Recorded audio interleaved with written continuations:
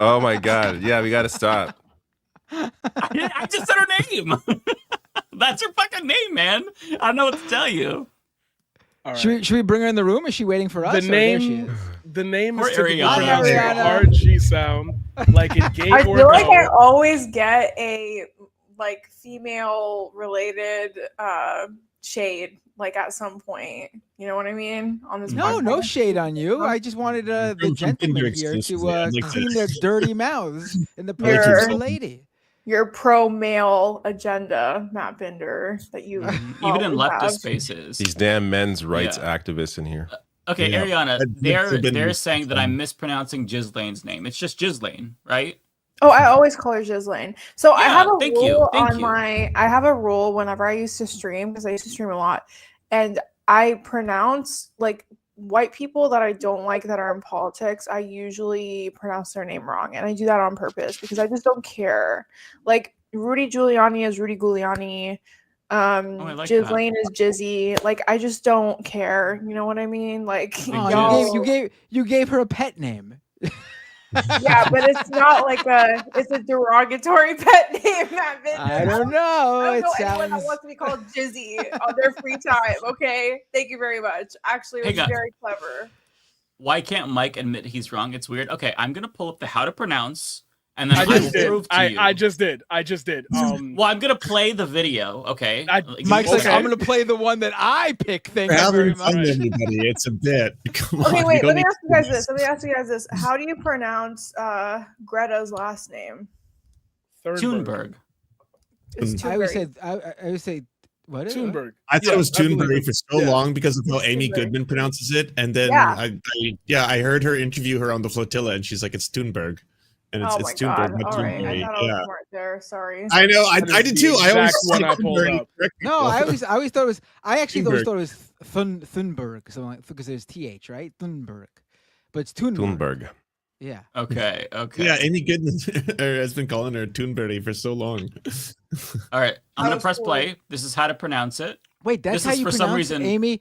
That's how you pronounce Amy Goodman's name. I didn't know that. That's interesting. No, it's Goodman. Did I say Goodman? Oh, that's my bad. I say you Goodman. I'm fucking out with you all. Go ahead. Oh, okay. This is 37 seconds, so they're gonna be like Ghislaine or something. I don't know why it's so long, but nonetheless. We are looking at how to pronounce the name of British socialite who is known in particular for her association with financier and convicted criminal Jeffrey Epstein. Now the question is on her first name more than anything, which is of French origin. And in French it can be pronounced either Ghislaine or Ghislaine. But in British, as it Thank you. No, No, you're cheating. You're Ghislaine. cheating. First It's of all, Ghislaine. I don't. Ghislaine. I don't He just I said don't- Ghislaine. I will now be saying Ghislaine. Ghislaine Maxwell. I don't. He I just don't said trust- Ghislaine. I He said don't trust- Ghislaine. I don't trust anyone that sounds like this guy. All right, this guy is looking for trouble. I brought the receipts, man. 1.68 million subscribers. Nah. I was like, I love this channel. He teaches me how to pronounce so many things. Find someone else. I don't trust a guy with that accent. It gives me Pepe, someone else. Pepe Le Pew vibes. No, thank you. Let's get someone else. All the other ones Mike are needs his like ears cleaned. AI What? voices, so at least he has a real voice. True, it is. Ghislaine. Listen, if the chat, some of them don't agree. If you want to mispronounce her name, that's fine. You can be disrespectful to her. I'm more mature, so I'm going to pronounce go. her name How the to way it is. pronounce- It's just Ghislaine, okay? How to pronounce with real world examples. Here we go. Wait. Hold on. These people who knew them. All right, here we go. I'm happy because that's what Jeffrey and Gillen would expect from me. Jufrey says she was instructed to have sex. Jufrey? Ghislaine Maxwell. Oh wait, this person says Ghislaine. Here we go. Ghislaine We can't trust them. We Go can't back. trust that person. Ghislaine. I'm happy because that's what Jeffrey and Gillen would expect from me. Well, but you can't see the video, so I got to let you know that the person who's calling her Ghislaine Who's Jufrey now? is This Virginia. so much more confusing. Why am I hearing my voice? What is? Yeah, our voices are echoing back 1,000 times. All right, This was not me this time. The person who calls her Ghislaine is Virginia Guffrey. So she obviously spends, unfortunately, a lot of time with Ghislaine Maxwell. to know how to pronounce her name. But then this person also pronounces it differently. I guess you could just pronounce it 2 different ways, because we got this person who does say Just call her Max. Ghislaine. Call her Max. Make it easy. Yeah. Hold on, here we go. I'm happy because that's what Jeffrey and Ghislaine expect from me. Says she was instructed to. Ghislaine Maxwell, Ghislaine, there we the go. daughter of the late press baron, who seems to have disappeared from his yacht.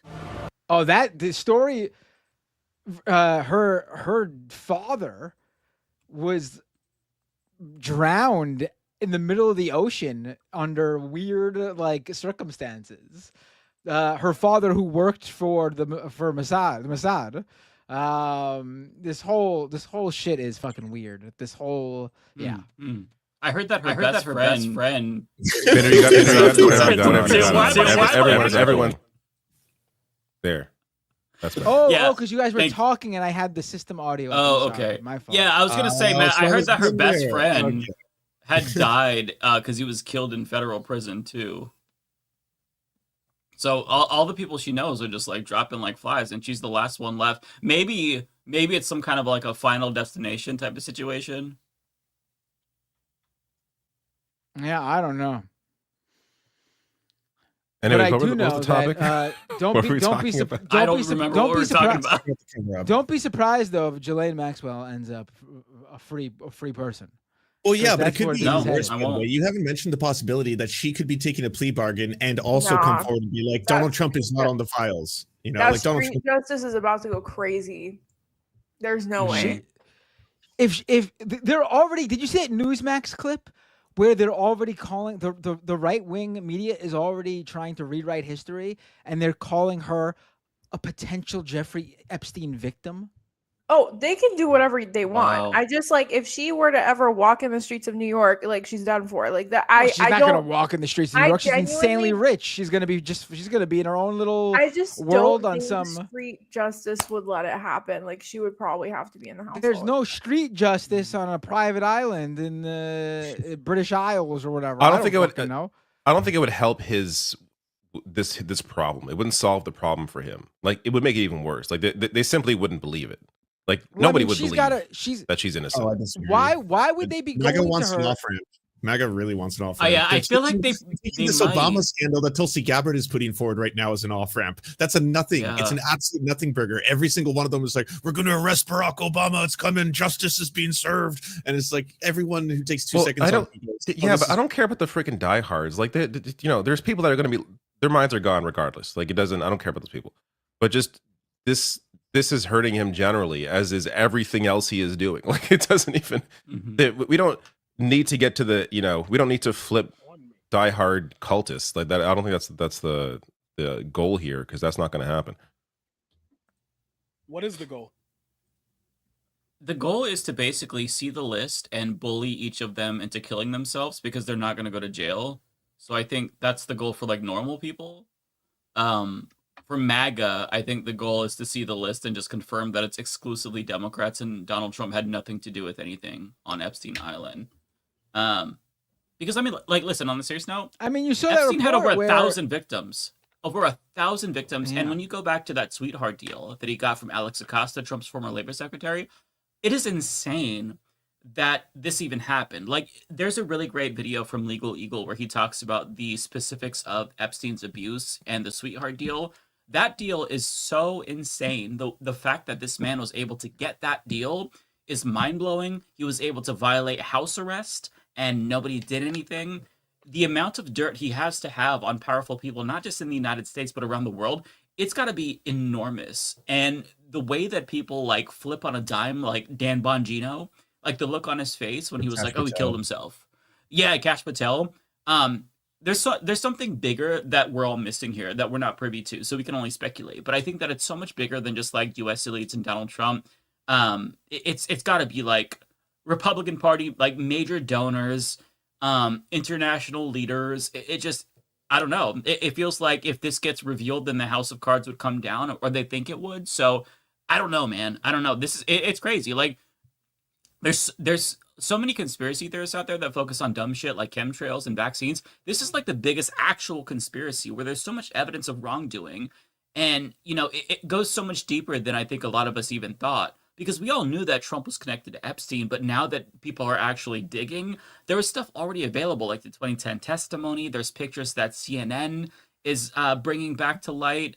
It's crazy. And then on top of that, I found out that Steve Bannon is sitting on 15 hours worth of footage of him interviewing Epstein because he was planning a 60-minute style interview that would rehabilitate Jeffrey Epstein's image. It was supposed to be like a comeback tour for Jeffrey Epstein that Jeffrey Epstein himself paid for. Nobody has seen this shit, with the exception of Bob Wolf.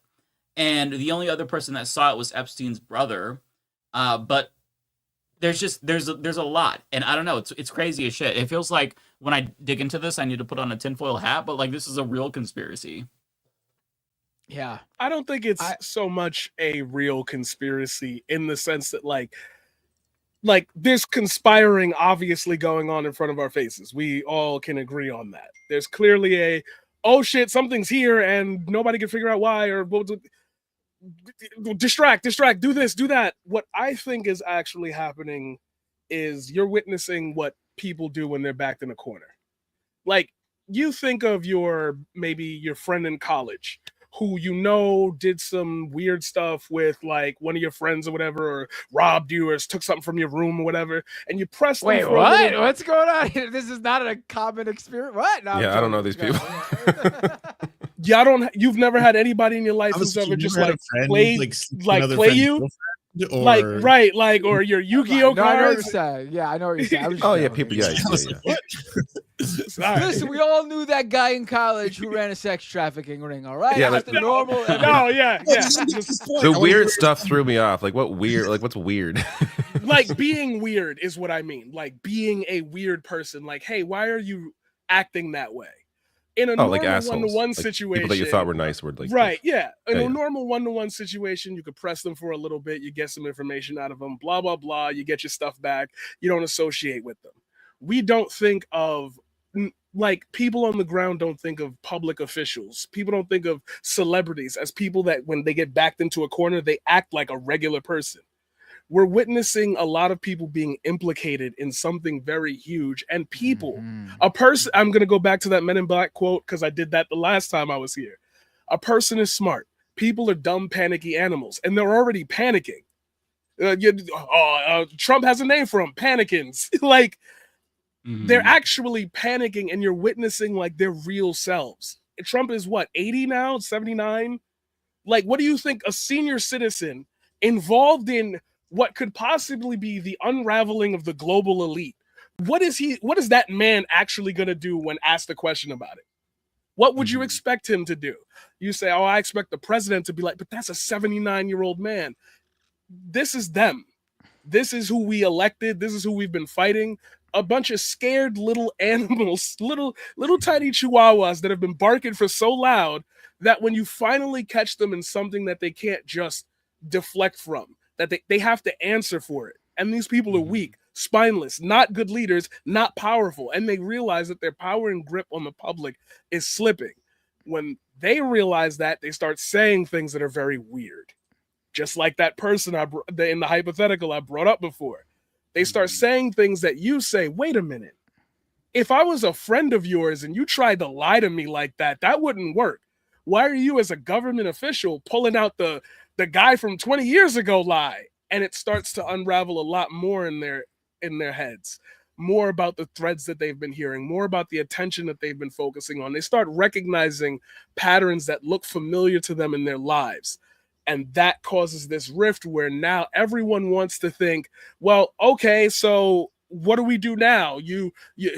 This collapsed. Now what? What are we supposed to do? Not go to work, not pay my bills, not see my friends, not have a family? It's like the people are getting to the what now phase, and they're realizing because of capitalism, there is nothing after that. You just got played by the biggest elite people with the most money in the world, and they laughed in your face. To summarize all of that, I feel like Trump is Negan in this situation. I just slid my dick down your throat, and you thanked me for it. And now people have to sit there with that and say, well, who am I? And you're about to find out. They're all pieces of shit. That's it. Yeah. First of all, I just want to say it's so sorry. I didn't mean to cut you off.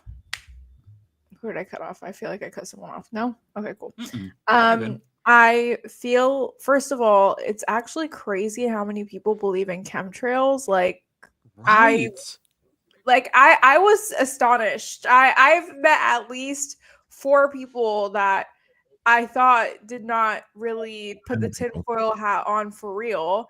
And they were like, oh yeah, climate change because the government's causing it with chemtrails. And I was like, oh wow, like you really lost me there. But you know, it's like a random Uber driver, so you can't really, you know, like show like a visceral reaction. You know, you just gotta be like, all right, you know what? At least you believe in climate change. But we'll just end this conversation there. At least you believe in climate change. Yeah, like at least you're not like super far down that line. The bar is very low in America. Yeah, the bar is deep in Satan's ball sack. But anyways, going beyond that, I think when we're talking about conspiracy, like a conspiracy is something that it's a conspiracy, right? Like it's something that you can't definitively prove. It's something that you believe in due to certain anecdotal factors that you have, you know, noticed. I think with Jeffrey Epstein, we know definitively that he has victims. We know definitively about the island. We know definitively about what he did, not the extent of what he did, but we know what he did. We know definitively that there are some really big people on those flight logs. Now, a lot of them claim that they didn't know that Jeffrey Epstein had anything to do with this. But I think, like, Mike, when you talk about, I feel like I have to put my tinfoil hat on, like, I don't think you do. Because at this point, it's beyond a conspiracy. And it's okay. We know the gist of what happened here. We know the gist of what's going on. It's just the question now is how deep does it go and who is actually involved to what capacity? And that's what people are really looking for now. And honestly, Trump is a fucking dumbass because, like, why would you run on this? Why would you tell a bunch of conspiracy theorist followers of yours that you would release this list? Like, I don't necessarily know what he was thinking. I would like to think he's not that stupid. I don't know. Maybe he thought that his followers were just dumb and Trump they is weren't gonna follow stupid? up. I don't. No, I think he thinks he's untouchable. I think he's like, I'm literally the most powerful man in the world. Like, That's what I'm saying. Like, he can't be that stupid. Like, it has to be something else. Like, I'm sorry. There's no way he's that. Like, I refuse to believe it. Like, I think Lance, you're right. Like, it might be a part of his narcissism, but because there's no way he didn't know this was gonna like fall flat on his face. He also wasn't the one that really made it a thing. Like, it was people around him that did, and he was asked about it. And you know, you've seen the interviews, like the Fox News interview, where he's like, "Yeah, I guess, I guess I'd release that." Like, he's very apprehensive about it. Like, he doesn't want to get too into it, as opposed to every other issue. So it's not like he was the one bringing it up, but when asked about it, the fact that it's a big deal for his supporters, he kind of gave in. He was always very squirrely and his son uncomfortable. certainly was. Donald Trump Jr. was talking about it all the time, every speech, like Turning Point USA rallies. Like, he could have told his son to shut the fuck up. Yeah, that's true. Yeah. I mean, it's The reason why I said I wanted to, like, I felt like I needed to put on a tinfoil hat is because, like, the details are so insane that it feels surreal. Like, this is stuff that is from like 100 years ago that I'm going over, like reading in a book. But no, it's just so crazy. But yeah. So I saw the funniest comment. I want to share it now because it made me laugh. Next Jubilee, Mike versus 20 assisted living elders. Damn. Well, I mean, the question is, are they Nazis? Because then I would take them up. I don't think they should platform Nazis. I think for you, it doesn't matter. You just old people. I love old people in real life. I know the meme is funny, but I genuinely love old people. I have a lot of old lady friends, just FYI, many of them. What do you guys think about that debate that I didn't watch? I also did not watch it, but I saw the clip and I felt like that was enough. Yeah, I saw the tease and I'm like, that's good. I'm good. I have to chime in. I'm so sorry. Speaking of that debate more like, look, I said this with Charlie Kirk. I'm going to say this with Mehdi Hassan. And I don't advocate for anything for anybody, but you can't put me in. You can't. That's the like, exactly. I'm just kidding. Some people, like, you signed up to be a Nick Fuentes Graper aligned human being. Like, I hang out with the dude because he's cool. Yes, two of those people on that panel were and that surrounded. are just, like friends, like Oh, they're part of his actually like crew. friends. Yeah. Oh, I didn't even know that. Wow. yeah. I'm not even gonna say their names because that's already No, out don't there. say But their they, names. yeah.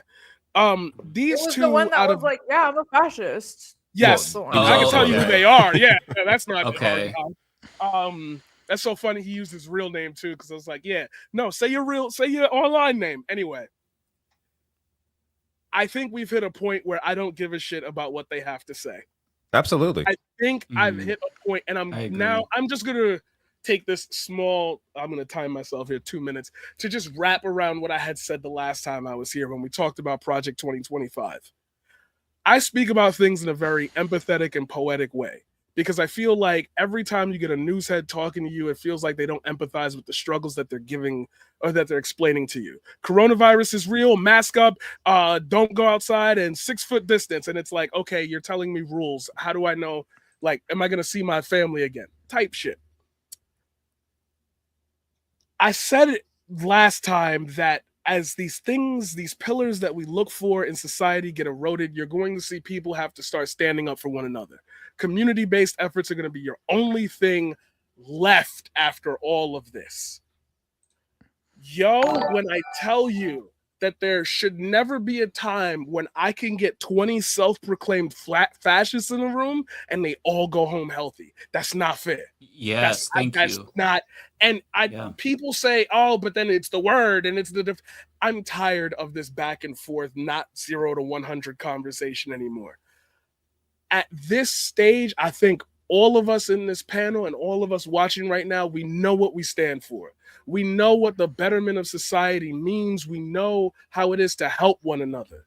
There are people out there who just want the opposite. You can't talk them off this ledge. We're all smart. We got smartphones. We can see. We're seeing what's happening in Gaza with our own eyes. You can't play with it. Like, I'm a fascist. Okay. Yeah. Words. I'm redacting myself. You can't intellectually debate like people that don't believe in human rights. Like that's. But like in this is all Jubilee's fault. Like Mehdi Hassan didn't know he'd be debating fascists. Though you could. You're debating far-right Trump supporters. Like, I guess you could sort of intimate what you're going to be dealing with. But he said if he knew that, he probably wouldn't have done it. But he's still like, I saw like interviews with him afterwards about it. He's still debating like the I get the efficacy or just the need that people may feel that it's important to see this thing out and see what fascism looks like. See these people. I disagree. I don't think these are hateful people. Like there's no meeting them on an intellectual level in a one-on-one conversation. Like it doesn't make any sense. It just humanizes them. It doesn't, there's no need to discuss any of that, which is why I never watched the whole thing. I saw the clips and like, that's enough. I didn't watch it and think that they're humanized though. Like I think I watched it and I was like, damn, this is fucked. You know what I mean? Okay, I would. You like did to because because you're smart and you know better. Like a lot of people. No, but I mean, like in general. But if someone, unless you're a moron, if someone tells you that they're a fascist, then they. How many morons are there though? themselves. That's there's a lot of fucking morons in this world. Okay, like can I? that. Yeah. I feel like every time that this is. I mean, I broke this down on the video. Like whenever we've debated like trans rights or things that should not need a debate, it's just led to a society that has become more open to the hate-filled ideas. Like there's no need to give any sort of voice to things that there is no argument to be made. There's no argument to defend genocide. There's no argument to be against trans rights. I do agree mostly, but I do think, in this particular one, I do think, Mehdi Hassan did a good job of making them look really bad. Like there's unless you're already a fascist, you definitely did not watch that thinking those guys came off looking good. I would like to piggyback off that. Yeah. Yes. Can I just say something really quick? I mean, you can piggyback, but then I can get my point. Nah, hop in. No, go ahead. If you're gonna piggyback, then hop in. Okay. You wouldn't. That's the humanizing aspect of it. Is that these people can get the jobs you can't, the acting jobs you can't. People get airtime on a big channel that you can't. I think that we, as streamers, and I want to say as internet personalities, I almost want to go as far as saying TV hosts, but you'll have to believe in yourselves a little bit for that example. I think that we don't think of YouTube videos anymore as like this is a deep look into the mind of a fascist and how, like a timepiece or whatever. We don't look at YouTube videos like that, but there are people that do. We are smart enough to be like, well, you're getting cooked. They're still on Twitter now in their little groups saying, wow, you guys lost really bad. Wow, you guys look, Mehdi Hassan looks really stupid. It gives them room to have a conversation based on new events that happen. All they want to do is stay relevant. They need to be the popular kid at the table. What better place to be the popular kid at the table than I've been on Jubilee. Have you? Yeah, no, I mean, I do think that Jubilee went way too far with this one. Like, there's no way. Mehdi Hassan said it himself. Jubilee's a shit ass company. They should Yeah, have been but I called think this one went way further. Like, I'm not too familiar with them, so I don't know all the ones they've done. But I'm going off the one that they just did with Sam Cedar. They always give it. They always place like someone's own human dignity versus people who don't want them to exist. Right. It's always like one gay guy versus But this 10 was supposed to. But this was supposed to be. He lives in sin and will see the devil. This was supposed to be along the lines of the political ones they did, like the Ben Shapiro versus 10 liberal college kids and Sam Cedar versus 10 MAGA conservatives. That's what I thought this was going to be. More like the Sam Cedar one. Where, listen, was there that one fascist girl on Sam's one? Yeah, but the other people were pretty much run-of-the-mill conservatives, like Republicans. This one, they just straight up got, like, fascists Nazis. wI'm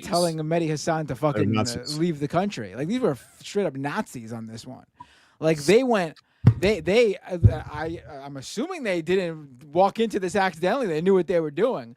They went too fucking far. This one was ridiculous. Well, Ariana watched it also, so I literally thought that Mehdi Hassan was in danger at this one. Like, some of those people looked like they were ready to assault him. Like, the way some of those younger guys were moving behind him. Like, they looked like they had some sort of severe mental issue where they would literally fucking attack him. Like some fascist mental disorder. Like, they looked like they were fucking like going to hurt Mehdi Hassan.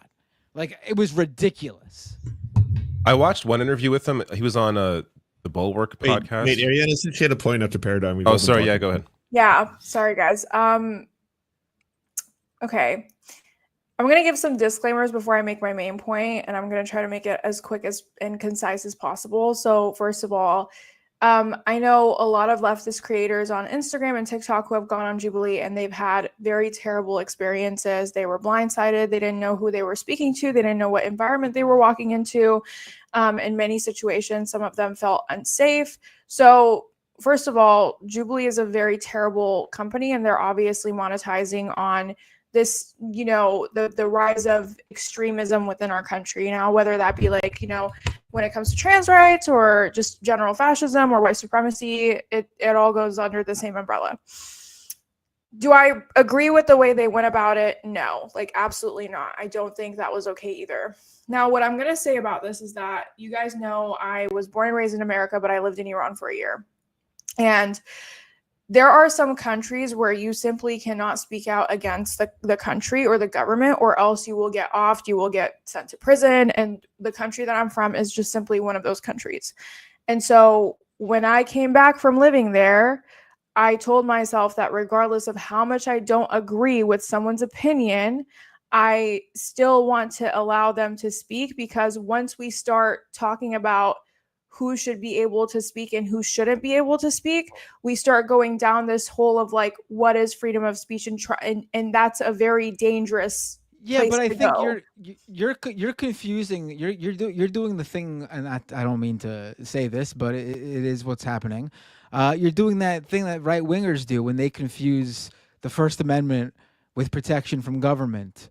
Like, no one has to give these far right Nazis a platform on a YouTube channel with right. I don't agree with the way they went about it. I'm not saying I agree with the way they went about it. Like, absolutely not.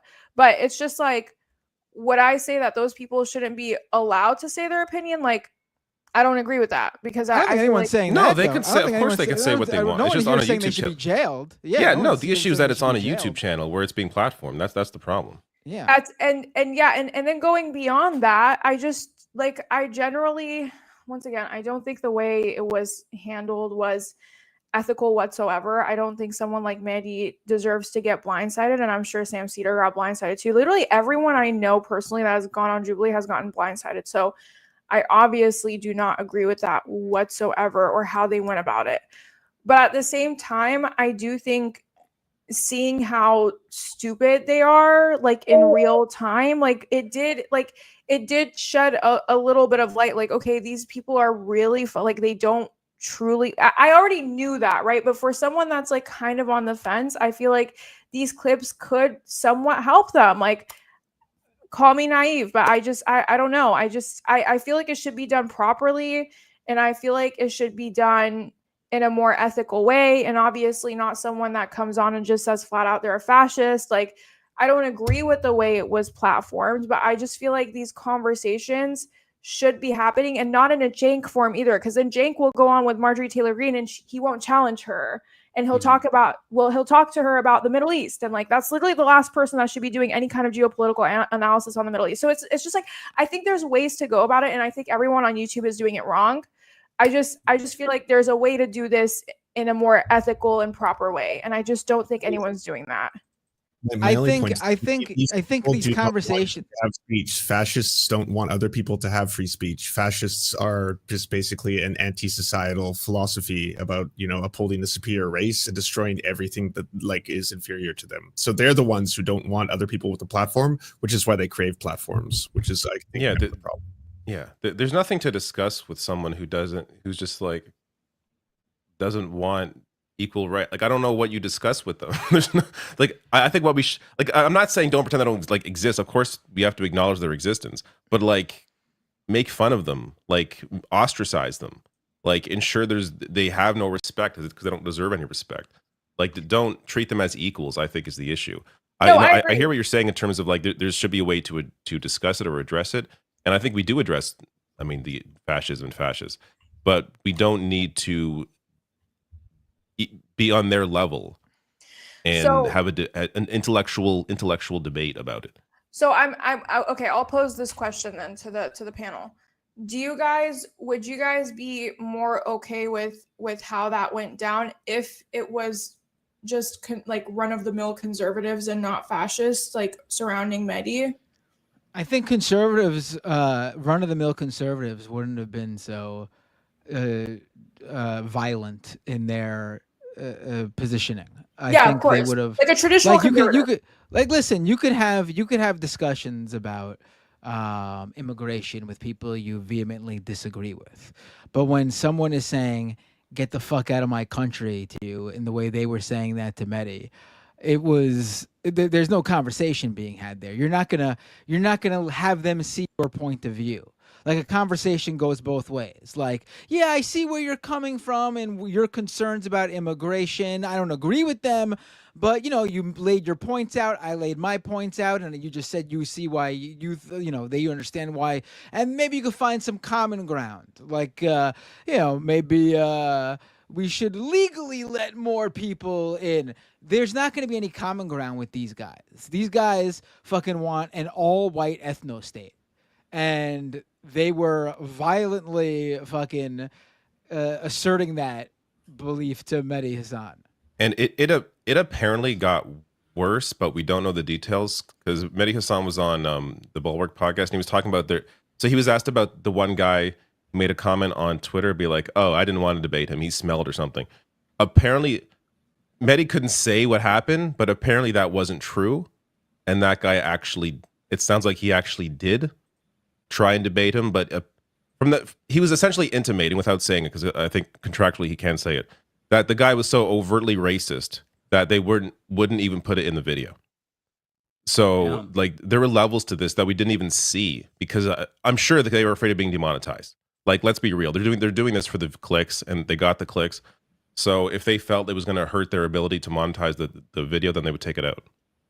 I mean, Yeah, so- I think I'm so sorry, Mike, just really quick. I totally agree with all the points that you guys are making 100%. I think like once your style of debate panel is far worse than Piers Morgan, like once you make Piers Morgan look like Teletubbies, like you've done fucked up. So I agree with that like 100%. I just wish there were.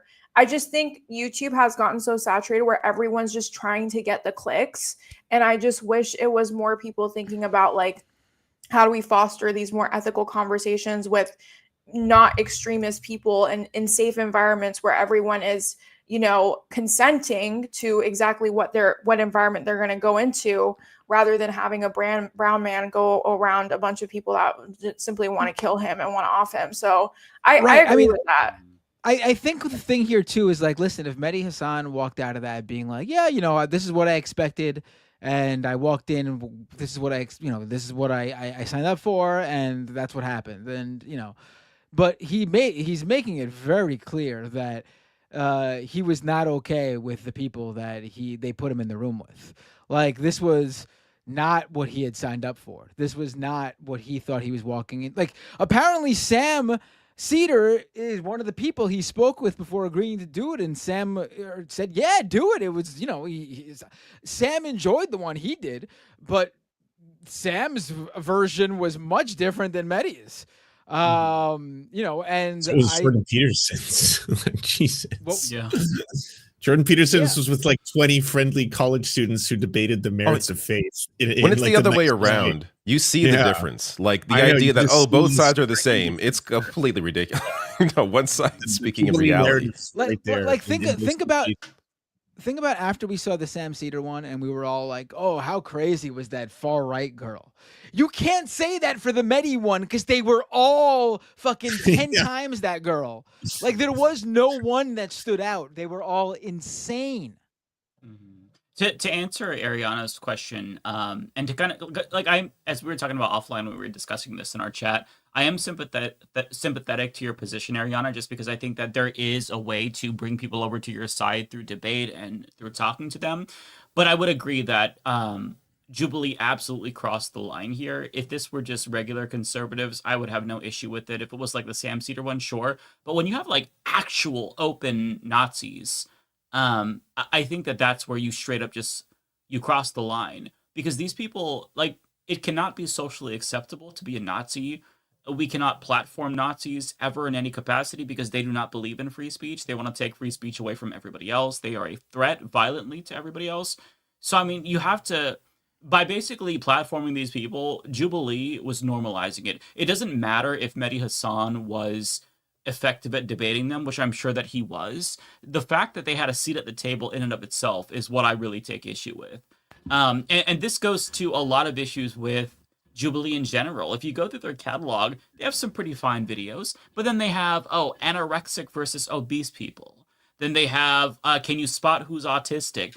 Extremely fucked up things that add to, you know, social stigmas of marginalized people. And it's just gross because they know what they're doing, but they're choosing clicks and money over the destruction that they're causing to society. And I kind of like agree with Paradigm's point that, like, these people, the fact that they're able to come out and say, yeah, I'm a fascist, and laugh about it, and then they get applauded, like, they have to be afraid to say that in public. Like, it has to be socially unacceptable. Like, getting fired should be the bare minimum. You're lucky if you only get fired. Like, Nazis should get their fucking faces smashed in Minecraft, you know, when they come out as a Nazi. But see, this goes back to yet again the dynamic of like how normal people ingest things. They're not presented with a goal with the content they watch. I really want to hone in on this point because it links into everything. Every single thing that's popped up in the news, from the way Trump's distracted and bringing up these cases, all the way to like the lowly racist rantings of a white man who was super popular in the 80s. It's our perception of these, what do you call them? Idolizations, these idols. It's our perception that makes us think that they're better than us. We don't think that these guys are because we know about them. But like the general population of people just sees YouTube content. And the moment you get the footage in 4K, It doesn't matter what your rationale is. You can exit yourself from this conversation, this bubble. You can exit yourself from the left. You will see they have their own media orbit. They have their own comfort spaces. And for lack of a better term, I think me and Lance know even more specifically than most, we've interacted with some of these people. Like we've interacted with liberals who have gone on to say like, I think Israel's kind of cool. You know, like at some point, I think that there are objective realities that are unfair to challenge. And when you get the footage, when you're in the room, people could take that however they want. They could film their own little clan meetings. They're not going to do that. Maybe they should. Maybe they will. Maybe I just stupidly gave them the suggestion to do that. But the first time it goes up, you're going to be like, that's bad. The second time, it's like, a second episode? Why would they upload? Oh, that's that guy I know, Mehdi Hassan. He's on it now. Wait, why is he on it? And before you know it, you've clicked it and the algorithms pushed it to 10 people you know. Out of your hands now. There's so many little tiny factors I think that we as internet personalities don't look at when we're examining cause and effect. Jubilee should have its channels stricken and deleted. You didn't just cross a line. You set up I can't sue if one of these guys gets a larger group of people because of your video displaying them. You're like, there's so many things that play a part in a role in just uploading a video. We used to have to try for airtime with this stuff. You used to have to beg for a primetime 8:30 slot. Pop culture, Love Island is streamable. It still premieres at 8:30. It still goes on at 8:30. Primetime slot. They know people will watch it. They know the little weird bugs on 4chan are going to click the video, clip it out, share it on all their networks with all their bots, just like D-Man and Nick Fuentes. Now look at Nick Fuentes. His friends are going on shows to spread the message. America first, baby. You in their playground. You want to give them more airtime? I personally don't, because this is their playground. They own this space. They own us. They own direction. They own narrative. They stick together. They're weird little. Again, I agree with Mike. Like, honestly, I had 20 of y'all in a room, just like I had Charlie Kirk surrounded by 20 people. I don't know if I would have let him leave after that, but that's on me. That's on me, y'all. I don't know. Just feels really weird that like the Nelk boys interview Benjamin Netanyahu, and every district in the Western Hemisphere has the right by the ICC and the ICJ to arrest him. The Nelk boys could have caught him. Instant fame, and instead they asked about his McDonald's order instead. Like, see, talk about people who need to get their fucking faces punched in a video game in particular, just maybe in a Tekken match. But I mean, what they did there made me so pissed off, because right now, like, there is 600,000 Gazans who have gone like days without food, and they're asking the person perpetrating this genocide what his McDonald's order is. I honestly, I don't even know how to process that information. It's just so evil. I think that's the worst thing anyone's done with their platform was what the Nelk boys did. Like, he brought on a war criminal onto the show to do propaganda for genocide live in the middle of the genocide.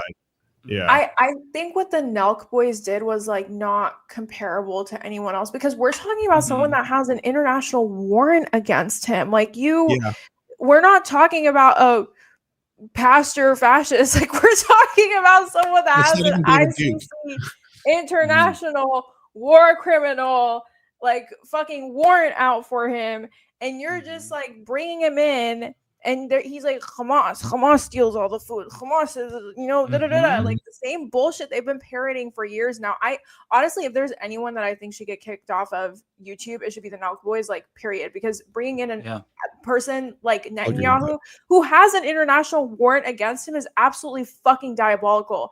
But like, beyond what I think, like, that's just insanely wrong. And it should be illegal because he literally has a warrant against him.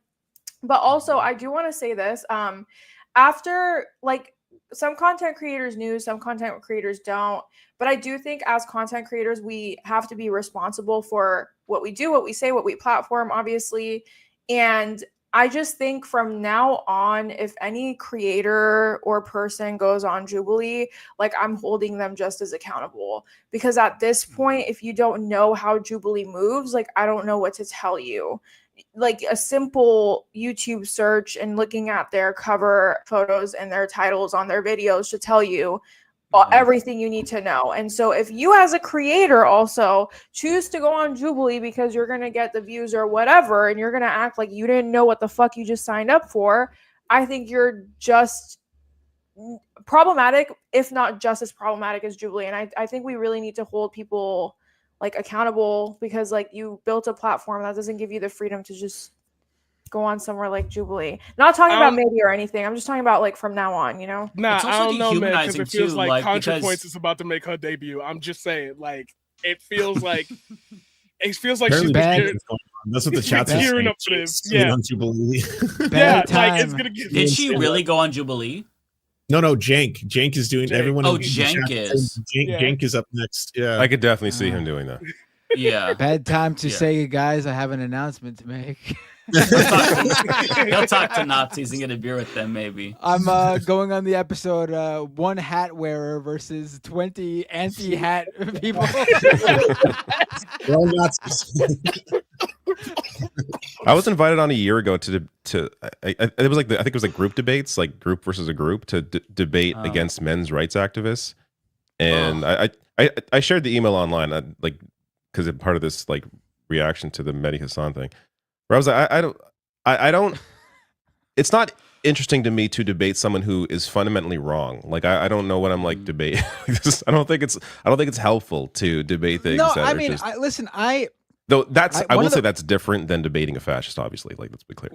One of the first debates I ever did was against Paul Elam, who was a big, like, the face of men's rights activism back in like the early 2010s. And I debated him. And if you watch this debate, I'm young, inexperienced or whatever, but I knew what I wanted to do going into it. And that was basically, I'm not going to convince these guys to care about women's rights and feminism and stuff like that. But I knew I can show his audience that he doesn't care about them as men. Like he does, like men's rights activism is strictly anti-women. It's just straight up hatred of women, misogyny. But he had an audience that was under, at least some of them were under the belief that this is a guy who actually cared about issues that affect men. And so I went on and I debated him, and he had this prepared speech focusing on the ills of feminism in society, and he came off so bad. And I just constantly said, okay, that's nice and all. So you're a men's rights activist, right? Now, how often do you focus on issues like war and how that disproportionately affects men who get sent off to war or drafted or forced to fight in war? Or at the time, stop and frisk was big in New York City. And I went, I'm looking through your videos, man, and stop and frisk is an issue that predominantly affects men. The police, without any reason, stopping men on the streets and frisking them and assaulting them. And this is happening under Michael Bloomberg, the mayor of New York City. I'm sure you have an audience. And he never had answers for this stuff. In fact, when he finally did come up with an answer, I got him to admit that he didn't care about stop and frisk because it affected Black and Hispanic men. And his issues were, he cared about issues that only affected men as a whole. And his audience, at least some of them in his forum afterwards, were saying how bad he looked for not caring about those issues. Now, I don't know what happened with those guys. I don't know how many of them still were men's rights activists. I'm sure I didn't change any of them just from my debate, but I definitely made some of them question Paul Elam's care for them. And like, you know, I think when you planted some seeds for sure. Yeah, when it comes to stuff like that, I think that's where these things can be important, or at least effective. Yeah. Yeah. I think it depends, right? First of all, you have to be, if you're going to go into these predicaments, I think that you have to be somebody who actually knows your shit. And Hassan Piker did a really good job explaining to the dumbass milk boys that, you know, even though he's much more equipped to handle like Netanyahu, for example, he doesn't know if he would have done it because that would have been a red line. It just, I don't know. It just feels like to me, it really depends. I always used to be of the belief that sunlight is the best disinfectant, but like it hasn't been. Like things have gotten gradually worse over time, and you have so many open Nazis now, and people using slurs, you know, everywhere, and it just feels like society is getting worse. And yeah, I don't know. Like, there's also just this like icky thing about you shouldn't ever have to debate your own humanity. Like, I remember when I first started doing my podcast, I got an invite from Steven Crowder, of all people, who saw one of my videos about trans rights and wanted to bring me on the show. I was assuming for a debate, and I'm like, wait, you could have went on Steve Crowder? Dude, Sam Cedar would have been so jealous of you. You should have taken up the offer. I mean, listen, I'm a cis guy, but I'm not going to debate the humanity of my community. Like, I feel like that's not even negotiable to me. I'm not going to make that something that is debatable. It is not debatable. And if you can't even agree on equal rights, I don't even want to talk to you. I'm not going to defend it because I don't want to float the idea that this is something that's debatable. You know what I mean? So it's just, I don't know. With someone like that, though, it's the opposite of what we're talking about with Jubilee, right? Like, those Nazis on Jubilee were the nobodies here, right?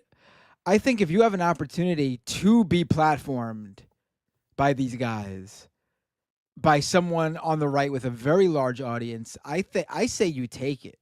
There's no law that says you must argue those topics of conversation. You go on the show and you bring the conversation elsewhere. Yeah, that's fair. That's fair. Like, as a matter of fact, before we get into that, like, not before we get it, but like saying that, like, hey, wait, I know you want to talk about this, but didn't you get paid by Russia? Like, right. I'm throwing questions like at that. you. Right. Make you panic. Oh, put you in a corner. Let's see what you're really like under that's pressure. Fair. You have to be quick on your toes too. But I mean, it just like, for me, it's just like exhausting. I don't want to talk to these people. Like, this is, I think, the safest way to do it.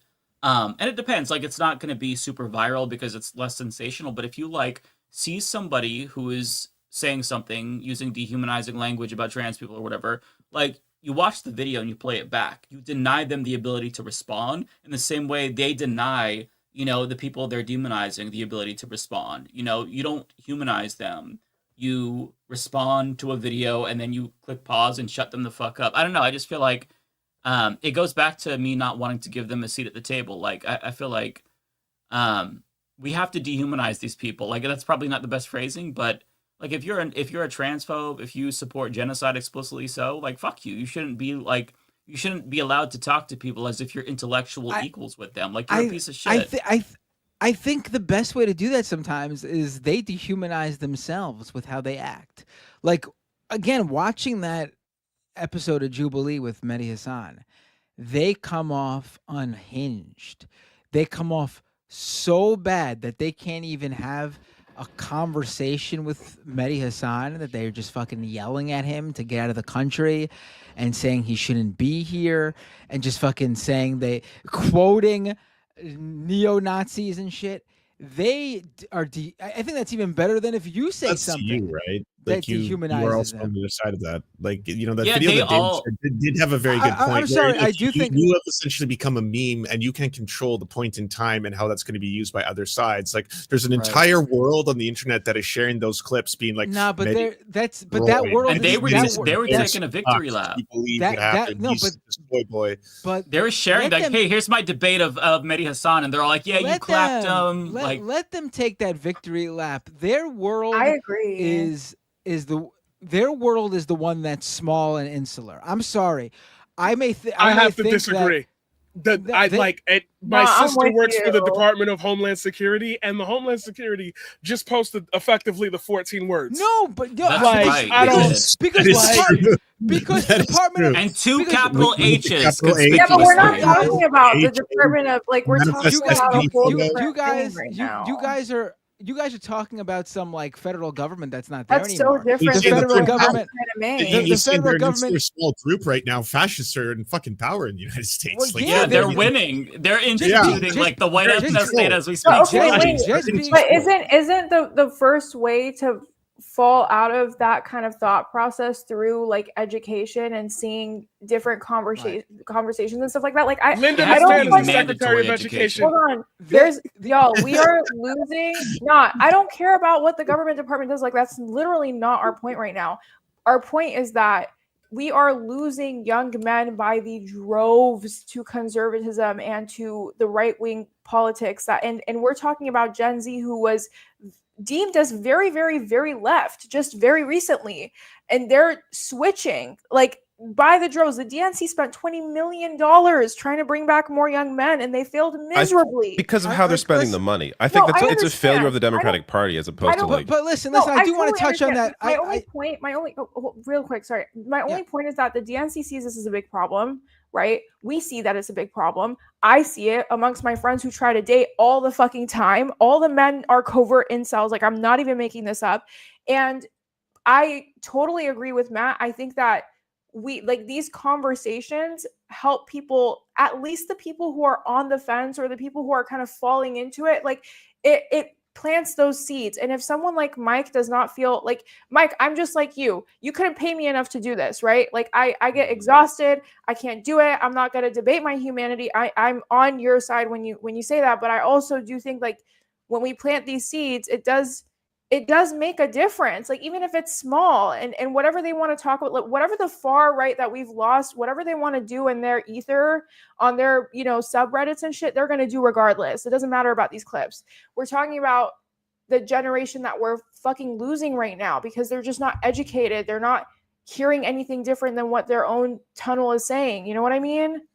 Yeah, I just to go back to the Department of Homeland Security point, even though I do think you're looking at it wrong. The Department of Homeland Security is not posting white supremacist social media posts because the message is spreading and people are being transformed to the white supremacists. The Department of Homeland Security is posting that stuff because that small insular group I'm talking about literally took over the Department of Homeland Security. Like, their numbers aren't growing gigantically. They got power. The small group got power. Yes. But I'm sorry. Listen, we could talk about how the American people are uneducated and how whatever they vote against their own interests, whatever. I agree with a lot of that stuff. But what I don't agree is that the majority of this country are fucking in bed with neo-Nazis. I agree. Oh yeah, no, they're just not. Yeah, no. Yeah, what I'm saying is that shit is repulsive to the vast majority of people.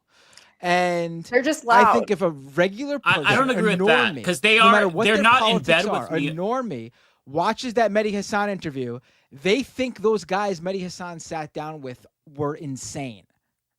But, like, they're not in bed with neo-Nazis explicitly, but Americans are stupid and evil enough to get warmed up to neo-Nazi and fascist rhetoric. I mean, they just voted for mass deportation. People are Donald generally Trump. more racist than I think anyone realizes Yeah. society-wide. You say that for Canada, too. It's Canada's smart. a very racist country, and people don't think about it because it's supposed to be progressive. But it's like, if I sit down and talk to anyone about Indigenous issues for very long, the most normies who are like, oh, I drive a Tesla, I'm not racist, they will start saying racist things. And they're not overtly just trying to do it because they're like, they praise Hitler. It's just like, this is a lot of normalized racism that most people haven't unpacked at all or even thought about.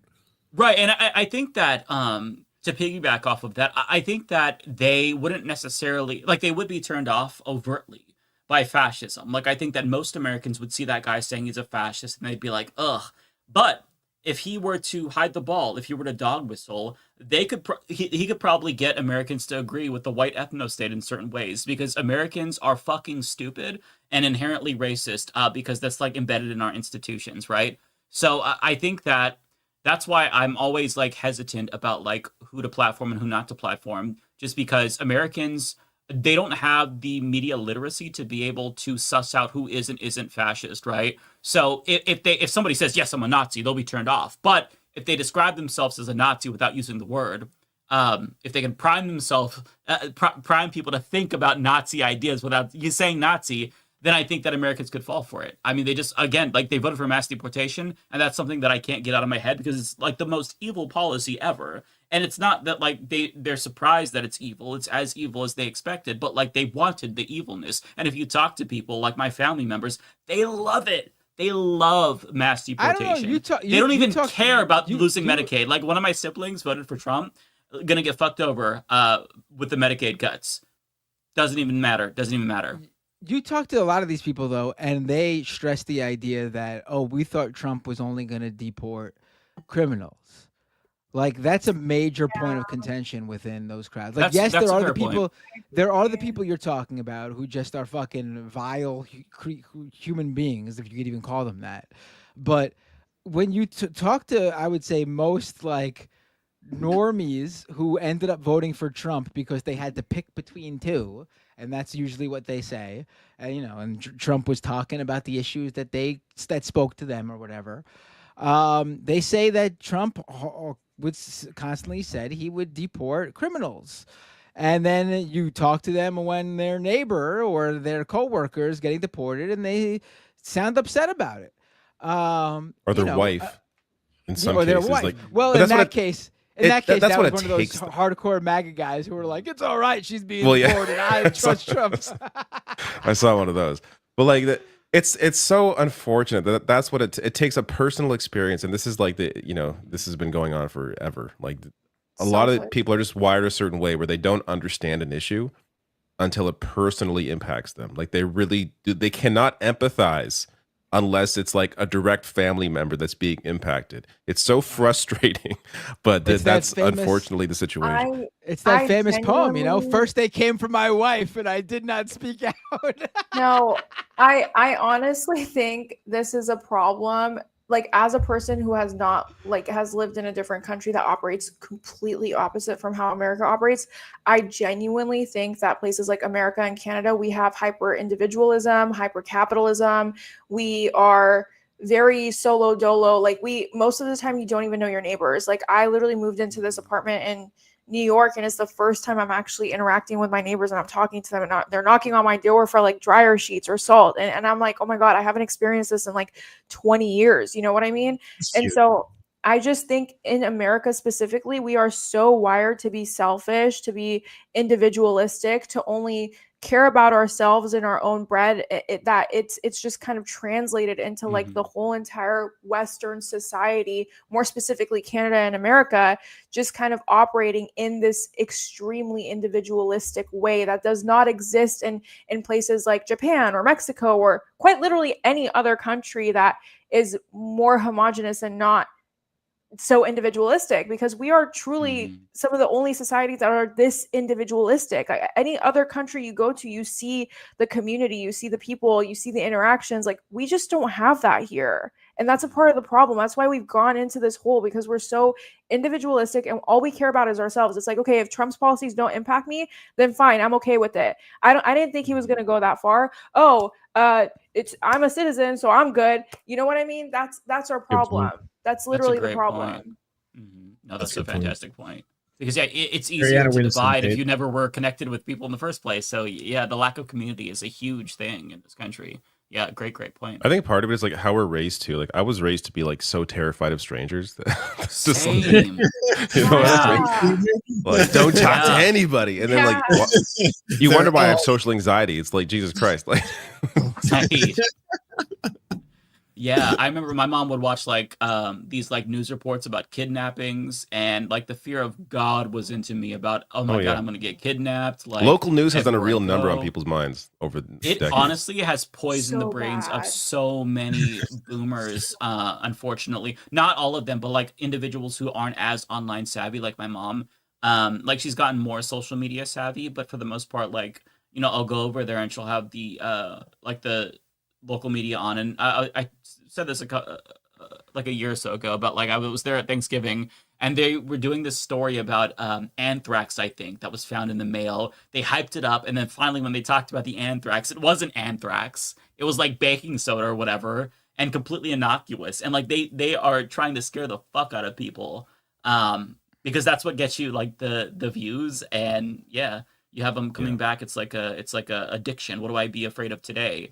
Mad cow disease, fucking anthrax. I don't know.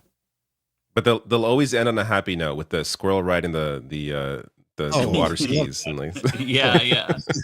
It's all so it makes you feel good at the end, so you come back the next day to be afraid again. Right. It really is like a disgusting science. Just frying our brain, bro. Like they're literally ambulance chasers. Yeah. That's true. So I beg this question because this question is going to come up probably in the chat at some point. So you've noticed that there's a pattern. There's this media cycle that seems to repeat with like, everything is really bad. And we say it's poison the boomers, and effectively that would be my father. I do remember growing up and accidentally trying to get King of the Hill and instead getting the 10 o'clock news, and it would start out with this famous phrase, "It's 10 p.m. Do you know where your children are?"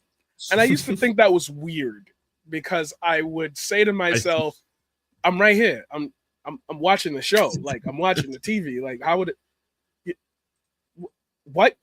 And it would make me, this is 8, 9 years old. It would make me want to put on a videotape. It would make me want to put on like, I had recorded a Three Stooges marathon. I would always put that on to go to sleep. Or I had a Tweety. I had a Looney Tunes video, and I would watch the reruns over and over again. I grew up, and I got on the internet, and one of the first sites that I browsed was 4chan. And one of the things that I would do on 4chan is go with a group of people and hype someone up to go knock over a postcard stand down at 42nd Street, Times Square. It was on an IRC. I forget how you pronounce it, but anyway, it was on a relay camera, so you could see what was happening in live time. This was before streaming was a thing. You just get into the feed. We try to get somebody to knock it down at a specific time in a specific place, so we could all get a picture of it and call it cool. It got so bad that not only did more police start showing up in that area, but they shut down that guy's shop, and they started shutting down shops all across Times Square. As I started spending time on the internet, I started learning that there was more power that could be welded by internet people who wanted a specific goal to be achieved. I never thought about swatting someone or getting to that level of dangerousness, but I knew it existed. But I was already a person on the internet at that time, so I wasn't going to partake in any of that. I just only talk about my experience and how I got out of that. Now we're in the 2020s, and we're saying that this insular group of people has a little bit of power in the government insofar as to make certain posts, certain allegories. We've had Elon Musk throw up a Nazi salute. We've had Steve Bannon do it. These are the people who are in Trump's ear. These are the people in cabinet's ear. I don't even want to get on the topic of Stephen Miller. That's enemy number one. I feel like he's the real architect of a lot of this. Mm-hmm. You say you want more education. You want these conversations to be out and more open. You want these things. But I've lived for 31 years and I've seen this cycle repeat itself where the aftermath of whatever you think you're defeating morphs and attaches itself to a new host, a new group of people with no ideas and no idea what the world is like. At what point do you cross your Rubicon is my question.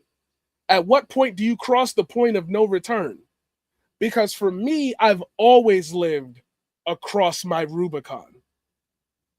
I feel like when we say we want to give this conversation space, we want to give these spaces like air, or that they have to have it because it leads to a slippery slope. It only feels like we're reinforcing that there will be people who hate you and you have to listen to them. There will be people who don't like you and you have to give them breathing room.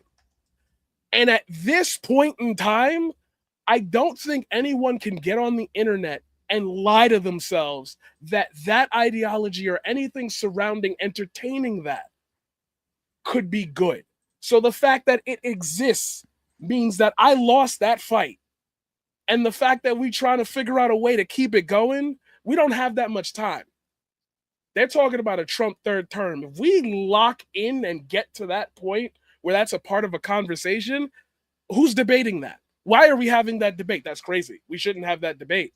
But we normalized everything else because we said we need the airtime. I think it's just rational at this point to skip past that. I think it's rational because we've seen where it goes and we have too much influence in the world. We've got too many mercenaries around the world. We've got too many nuclear weapons pointed at everyone's neck to really say we're confident enough that we can beat this in the marketplace of ideals. Because if you could, we wouldn't have ever had a channel like Jubilee have this conversation in the first place. That's my understanding of that. So my question throughout all of that, I will repeat again, is what is your Rubicon? And have we crossed it yet? Wait, what do you mean? A Rubicon is a small river. Did. The small river that's the easiest thing now. I'm taking that example from a YouTuber by the name of Innuendo Studios. He made a video called South of the Rubicon, and I'm taking that example, even though I've heard it before. Basically, it's what is the point when you say, oh, that's a step too far? They've crossed the river. They're on my turf now. If you can keep saying they haven't, like, if you can keep saying the world around you hasn't crossed that Rubicon, I generally feel like you are safer than you think you are, because that Rubicon's been crossed for me so many times. And that's just from me being here for 5 years. I don't even want to launch into the life story, but that's just I my think it's possible. Like, if you characterize like crossing the Rubicon as the point of no return, I think you can say we crossed it with Trump's last election.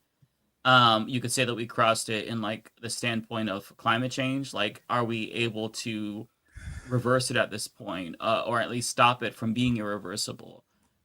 So for me, I've kind of like adapted my mentality to survive in a climate where it's hard to not be doomer, to just think like, okay, we're probably fucked, but we should still fight for things to be not as bad. Despite being fucked, maybe we could just like have terrible lives, but not like super terrible lives. That's why I think we should go like balls to the wall with certain things, like us being here. This is a production.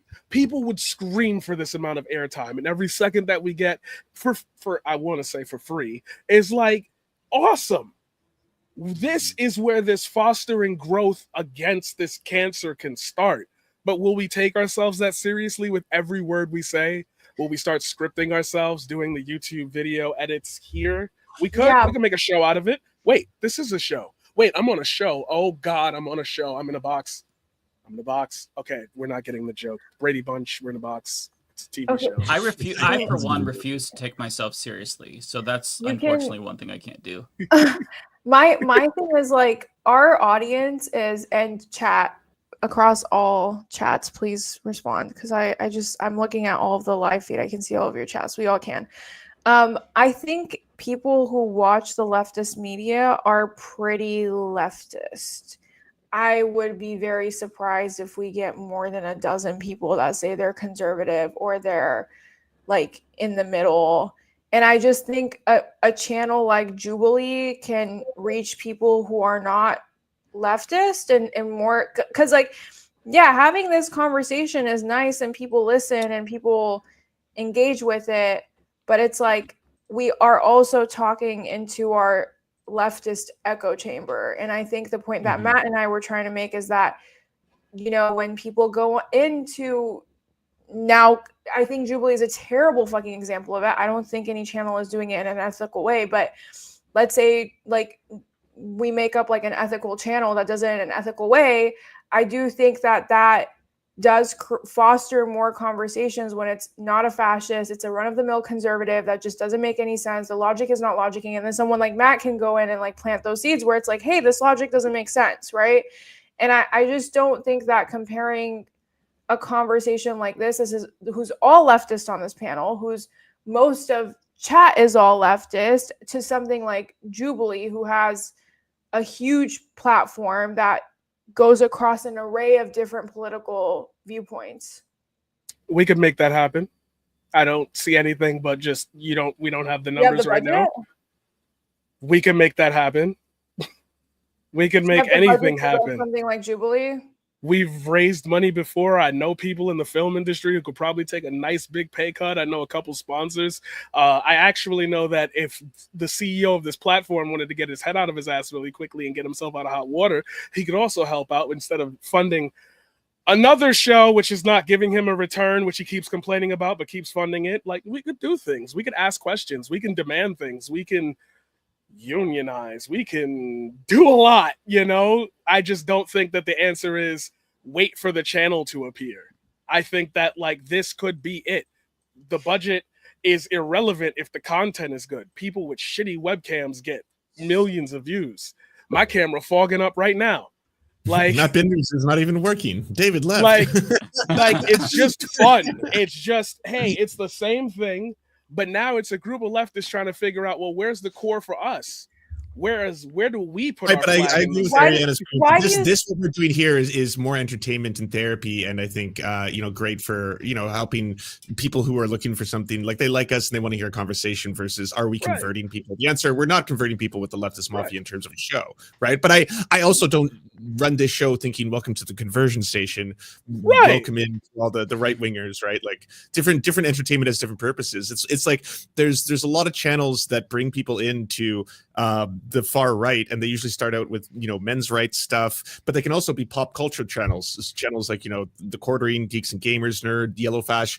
All that stuff pulls people in who might not be looking for misogynistic content, red pill content, all that kind of stuff, but all of a sudden they're watching people who are talking about their favorite movies and video games, which is really appealing to men, and they're getting indoctrinated into far right stuff. I think like an answer to that would be there should be more, or at least the promotion of more content creators who talk about non-political stuff but also already have in their heads leftist politics, right? Like you don't need to be like, all right, so here's the Marxist analysis of the new Superman movie. You can be the new Superman movie is a really inspiring film because ... right? The new Superman movie is really good, actually. It's really that's fun. crazy. My, That's crazy because I could swear if we pull up the last time I was here, we got to that conclusion. I was like, yeah, there should be just a focus on like, I think, it all goes in I circles. honestly think that some of you guys are better than what's out there. That's it. I appreciate I that. could cut Jubilee's audience reach in half and just funnel them directly to you. Like I'm just placing them on top of you. I would trust you with the next generation of entertainment, maybe with a twist, maybe with a spin. Maybe you drop politics altogether, but you're not going to slip up and say, I hate gay people. I can trust you with 250,000 people because Maybe I know you that no won't. matter where that conversation goes, maybe you won't. I gotta tell you, It's true, right? dropping politics altogether, that's the dream right there, man. I would Like, yeah, love you to see, never like, talk about this I shit just again. want people in positions of power all day. with It's an like video audience that big. If you like Jubilee the reaches goon. everybody. There's Corey Kenshin gets into politics because YouTube strikes him because he's black. Like it's gonna come up. I want people that are prepared. That Corey Kenshin hits up Matt and Lance. I don't know much about this, but I know those two guys down there. I could bring them on and have them on. Those connections. We just have to ask. We just have to be good enough. We just have to be there. And I think we're there. That's all. So here's the thing. There's a reason why almost all of YouTube is dominated by Republicans. And I know we all on this panel have seen that report where it's like all red bubbles, and there's like 3 fucking blue bubbles. One of them is, Sam Cedar, the other one's Hassan, and then the 4 other are all TYT networks, which TYT is even questionable if it's left leaning at this point, huh? That was like, and the Humanist Report for some reason. And the Humanist Report. The Humanist Report was there. The Humanist Report was on there. So the thing is, No, I'm just glazing. Here's the thing, and here's the problem. I had a client who I did social media for, who's really big on Twitter, and for a year, his name is Tristan Snell. Oh, I didn't know you were actually going to tell us. Oh, let me look this person up. Yeah, you can if you want. I do social media for him. It's not a secret. But oh, I've seen this guy before. Yeah, I run his social media sometimes. Nice. So cool. Not just him, but I know very influential people like him who spent a year, and their only job, like what they did for a whole entire year, was trying to go to people and court them to fund a leftist channel on YouTube. That was their whole thing. Was they went to people who had money, who were left leaning, who were Democrat, and they were like, we need the funding, we need the seed funding. No one gave money. Like Not a Really? single one. There were a couple where they got to like Who's the last losing? stages and then they immediately pulled out. You know why? Because people on the left do not believe in investing into media the same way that the Republicans do. And so that's why when I talk about, do we have the funding? Do we have the backing? When we're talking about someone like Hassan Piker had jank. Like Hassan Piker, yes, he worked hard, but like he had the leg up to start off. Like any leftist channel that you saw on that research graphic, they all had a leg up. They all had some sort of a start. That's the problem with left leaning. That's just the problem with the left, period. Like, we do not believe in the way that we believe in investing in our creators is, hey, this bill is about to pass tomorrow. Can you make a video about this today and get some signatures for this petition? We can't keep trying to put out fires. We have to do the long game. And we just don't do that.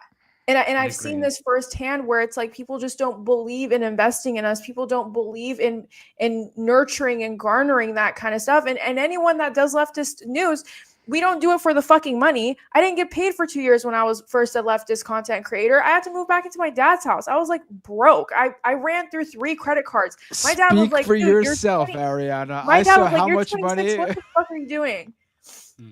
I'm just I saying. saw how much money leftist that's a creators good were point. making, and I was like, "That's the dream right there." No, my dad legitimately for every single day for a month, he was like, "What is your plan for the future?" And I was like, "Honestly, your guess is as best as mine. Like, I'm pretty deep in this hole." So it's just like, that's the thing. When you are a leftist and when you do leftist content, you do it out of love. When you're a Republican and you do Republican content, there's a lot of money there. Like, they invest. That's our problem. I mean, that $50 million contract that Steven Crowder rejected from the Daily Wire because he felt like it wasn't fair, that gives you an indication of the differences between the games and like the playing fields and how not level they are. Like, I can promise you, Shadow Legend like emails anymore. yeah, right. $50 million. Like, yeah, listen, we make like Steven Crowder, the 50 million was crazy. We make like around 25 million each per year, but like nothing like, I'm just kidding, obviously. No, just I just want to say something about Midas Touch. Someone talked about Midas Touch. I'm so glad you brought up Midas Touch. So one of the founders of Midas Touch was Colin Kaepernick's attorney and was the one that won Colin Kaepernick's case.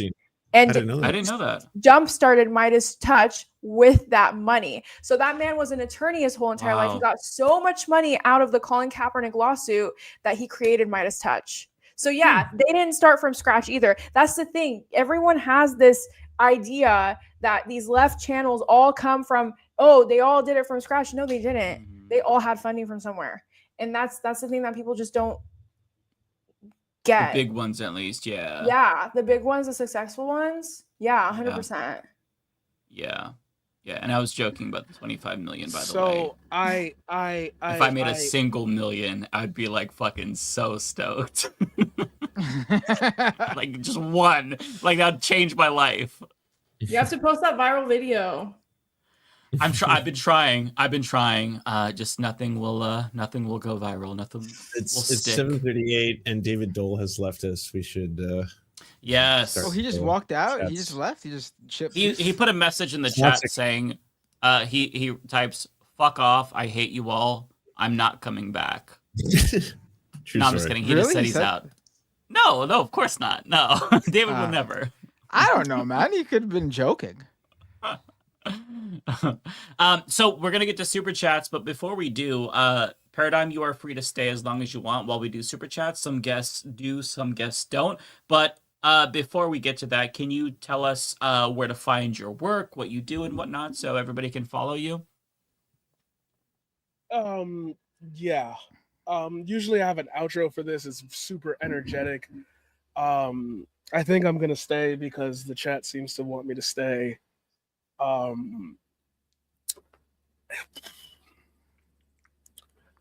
I just want to put this in a way that I work off of empathy.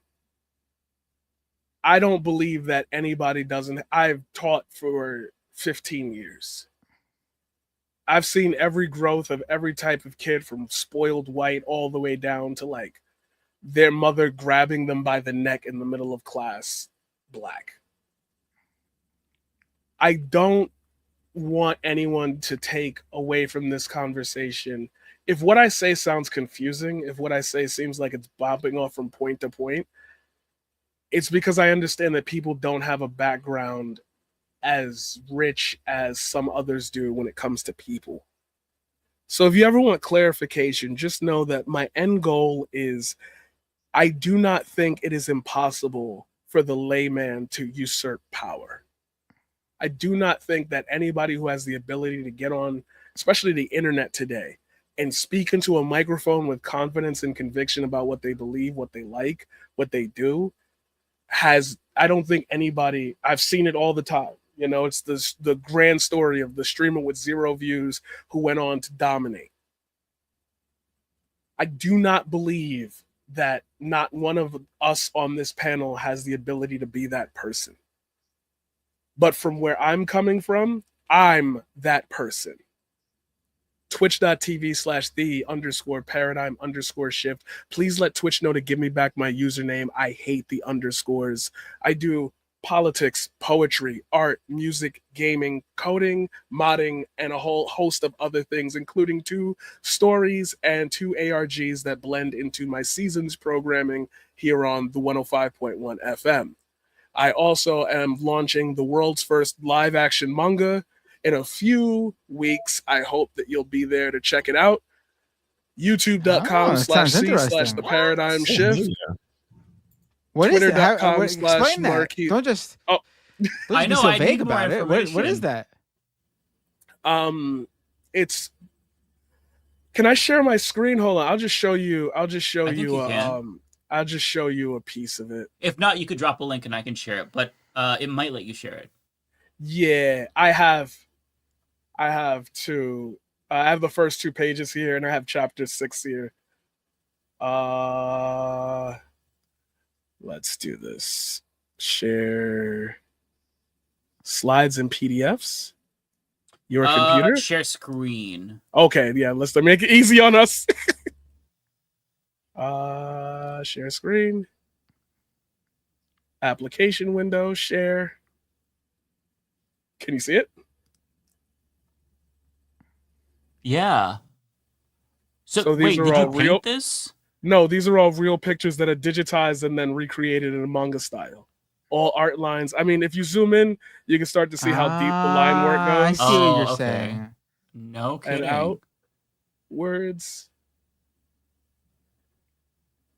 And then everybody who's in the manga is an actual live picture that's taken that's also redrawn. What? That's so cool. What a cool idea. Thank you. I appreciate it. Okay. We'll check that Interesting. out. Very cool. Yeah, and everywhere else, just the paradigm shift. I like to have fun. I like to drive my cars on the highway and no hezzy. Don't do it in real life, kids. Drive safe. All right. So who wants to read their super chats first? If no one's gonna step up, I will, because I don't have a lot. right. So. I don't know where to go. Feel free. Yeah, I don't have a lot either. Oh, start. Okay. Duh. You wanna go first, Ariana? I'll go after you.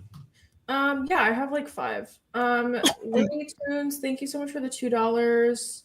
Hang on 1 second. Let me try to catch up with you. Looney Tunes, how much? $2, like $1.99. $2. Oh, here we go.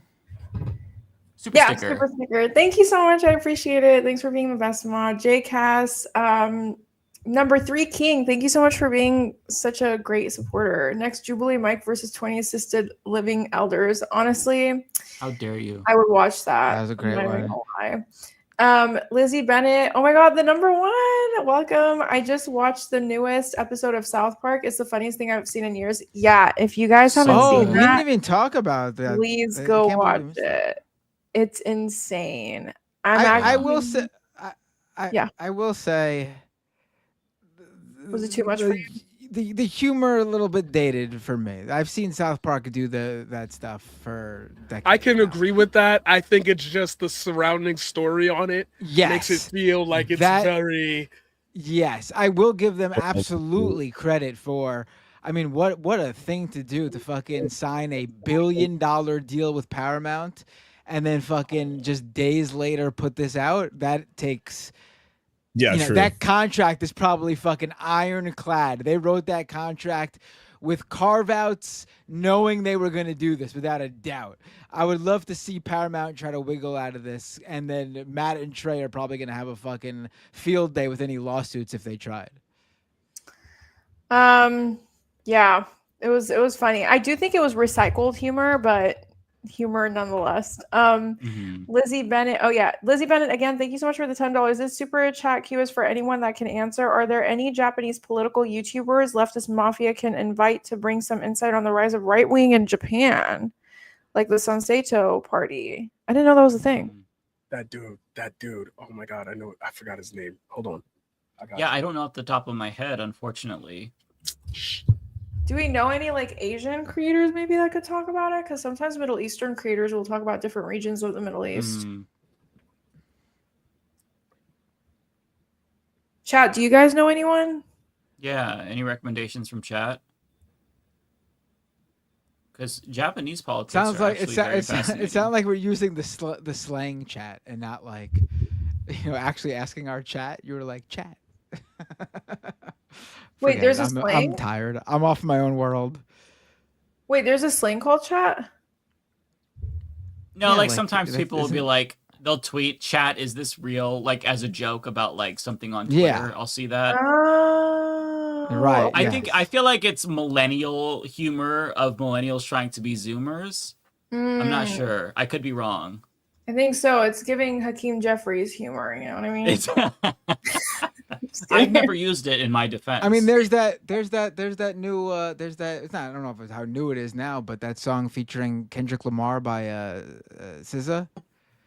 Yeah. Where they say chat over and over again in it. That's like, they're not actually in a live stream talking. Like, they're using it as slang. Maybe they were. I mean, T-Pain records his songs. We rated him when he was making a song. Oh my god, T-Pain is like such old news. I forgot T-Pain even existed. Oh my god, Ariana. Wait, I'm y'all so listen offended. to T-Pain? I don't listen to T-Pain. Listen, I am a T-Pain dick rider.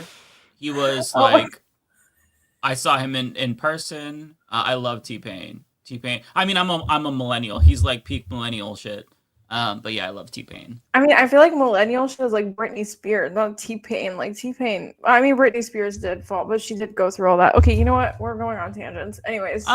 If I'm like drunk and want to sashay around the house, maybe I'll listen to Britney Spears. But like my normal sober self just wants like I like the 2000s R&B stuff like that. Okay. Hip hop from the 2000s. Mike, I want you. I want to see you sashay around the house. No, you will never I see would pay that. for that. I have to be very drunk. The drunker I get, the more like I act like an F slur. Oh my god, Ariana is okay with Nazi free speech, but shits on T-Pain. Hold on.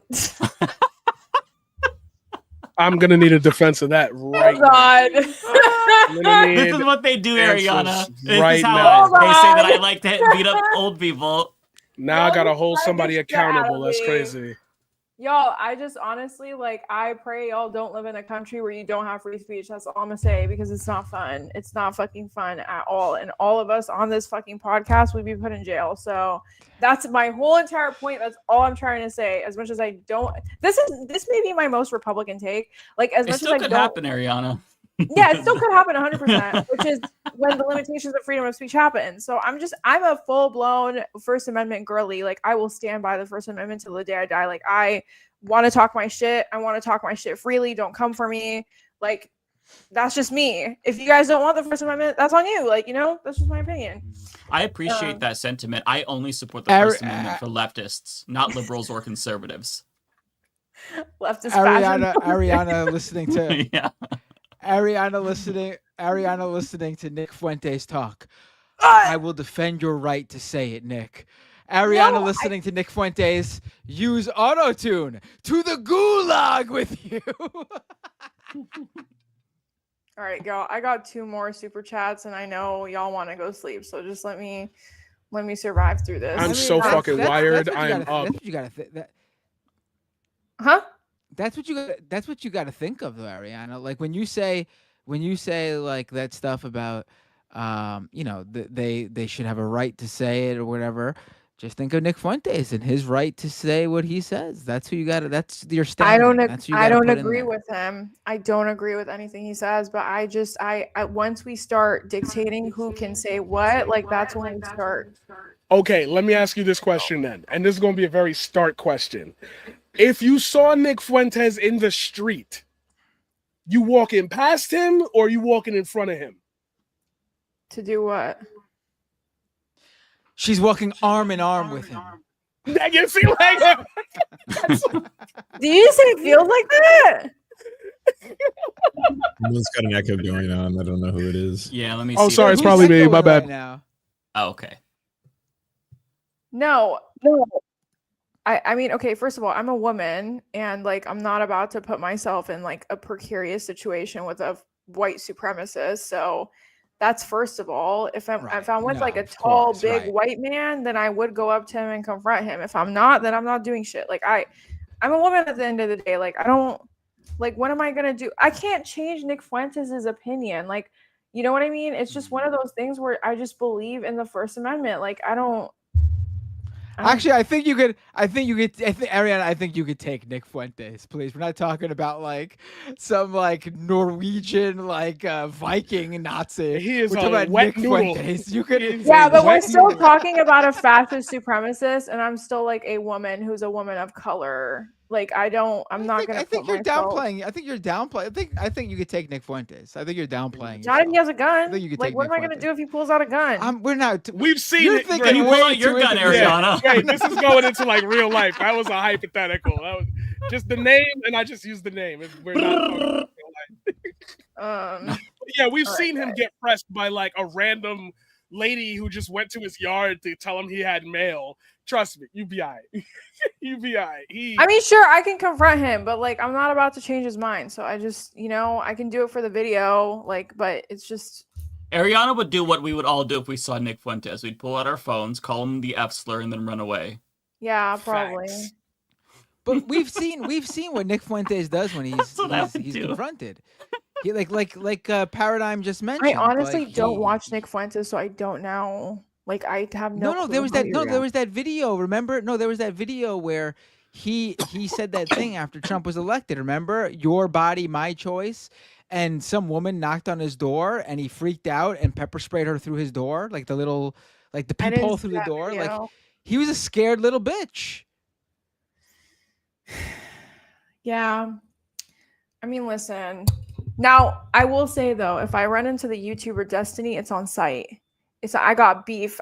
Running back with that little man for like 5 years. I see Destiny. I'm pulling out everything. So hey, according to at least one video, there's a good chance you'll run into Nick Fuentes and Destiny at the same place at the same time. Great. You know what? The real question though, Ariana, what would you do if you ran into Matt Binder on the streets after all the shit he's been talking? I would go. Oh, we've run into each other. We've run into each other. We've run into it. I know. I'm just kidding. Met. Yeah, we met at that event that didn't really do much to court votes, but it was, A for effort. It was worth a try, though. It was commendable. Yeah. During a heat wave. I had a good time meeting you all, especially you, Ariana. I felt like we became quick pals. We still need to do our meetup. I know we keep talking about it, but we dead ass need to meet up. Like, for real. Okay. Yeah. I'm sorry, guys. I'm taking up way too much time. Does Ariana think that hate speech should be legal? I just believe in the First Amendment. Okay, like shoot me. Amendment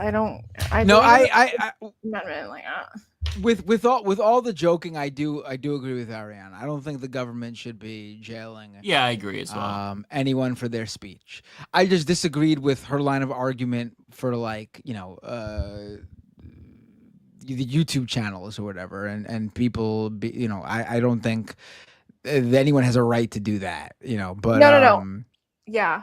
I don't think I conveyed my opinion properly, but that was just like really what I was trying to say. Like, I don't want anyone jailed for their opinion as much as I don't agree with it, because then all of us on this podcast start walking into really murky waters if we support something like that. Yeah, You know what no, I mean? 1,000%. Yeah, I'm not mean, you seeing don't the want- one that you just read, unfortunately. I only see the one from JCass. I don't know. There's only 2 other ones. There's can y'all play basically every Jubilee video by man carrying? It's short and I promise y'all won't be disappointed. I could pull it up. I googled it and it is short. It's like 2 minutes. Okay. Maybe You we won't watched play it all here. of it because I don't want to just like watch the whole video without having people go to the creator's channel. It's this one right here. This is from Man Carrying. Let's maybe watch like half of it so you all can go watch it and tell them that Leftist Mafia sent you. This is, by the way, real quick, Man Carrying thing. I am a living human being who is currently alive. My first claim is that I don't think I should be murdered. Hello. Okay, I'm going to talk really fast in order to make a half-baked point and just hope you don't call me out on it. Does it really matter if I kill you? Secondly, hold on. Please don't interrupt me. I have a family. Do you have a family? Answer the question. Yes, it matters if you murder me. To you? Yes. But to anyone else? My mother would be disappointed. That's exactly my point. Would anyone else? You're moving the goalposts. For me, it would feel really good to kill you. Like, amazing. Let me get this straight. You believe that you have a better right. I'm saying it would feel good.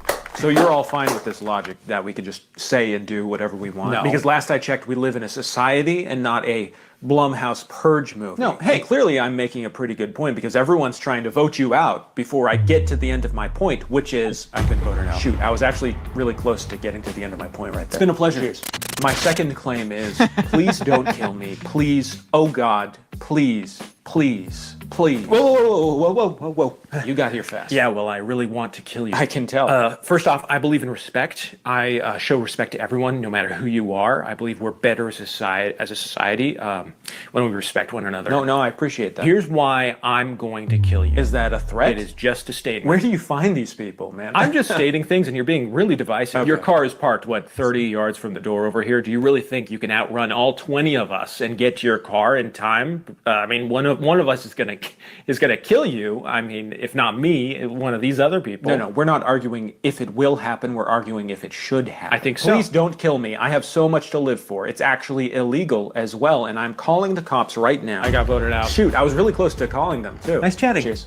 My final. All right, go watch the rest of it. This is actually really good. This is again Man Carrying Things. It is very good. Good recommendation. Thanks. I for enjoyed that. Yeah, I enjoyed that too. Thanks, Good. JCass. Yeah, that was good great. Good rec. Kowalski, I think you should invite these right-wingers into a situation where they can be mocked. You can't debate hate, shine a light, and laugh. Grandpa Kowalski had a more direct approach than 1944 years. Shout out Grandpa Kowalski. Ace. The real OG. Yeah. I love it.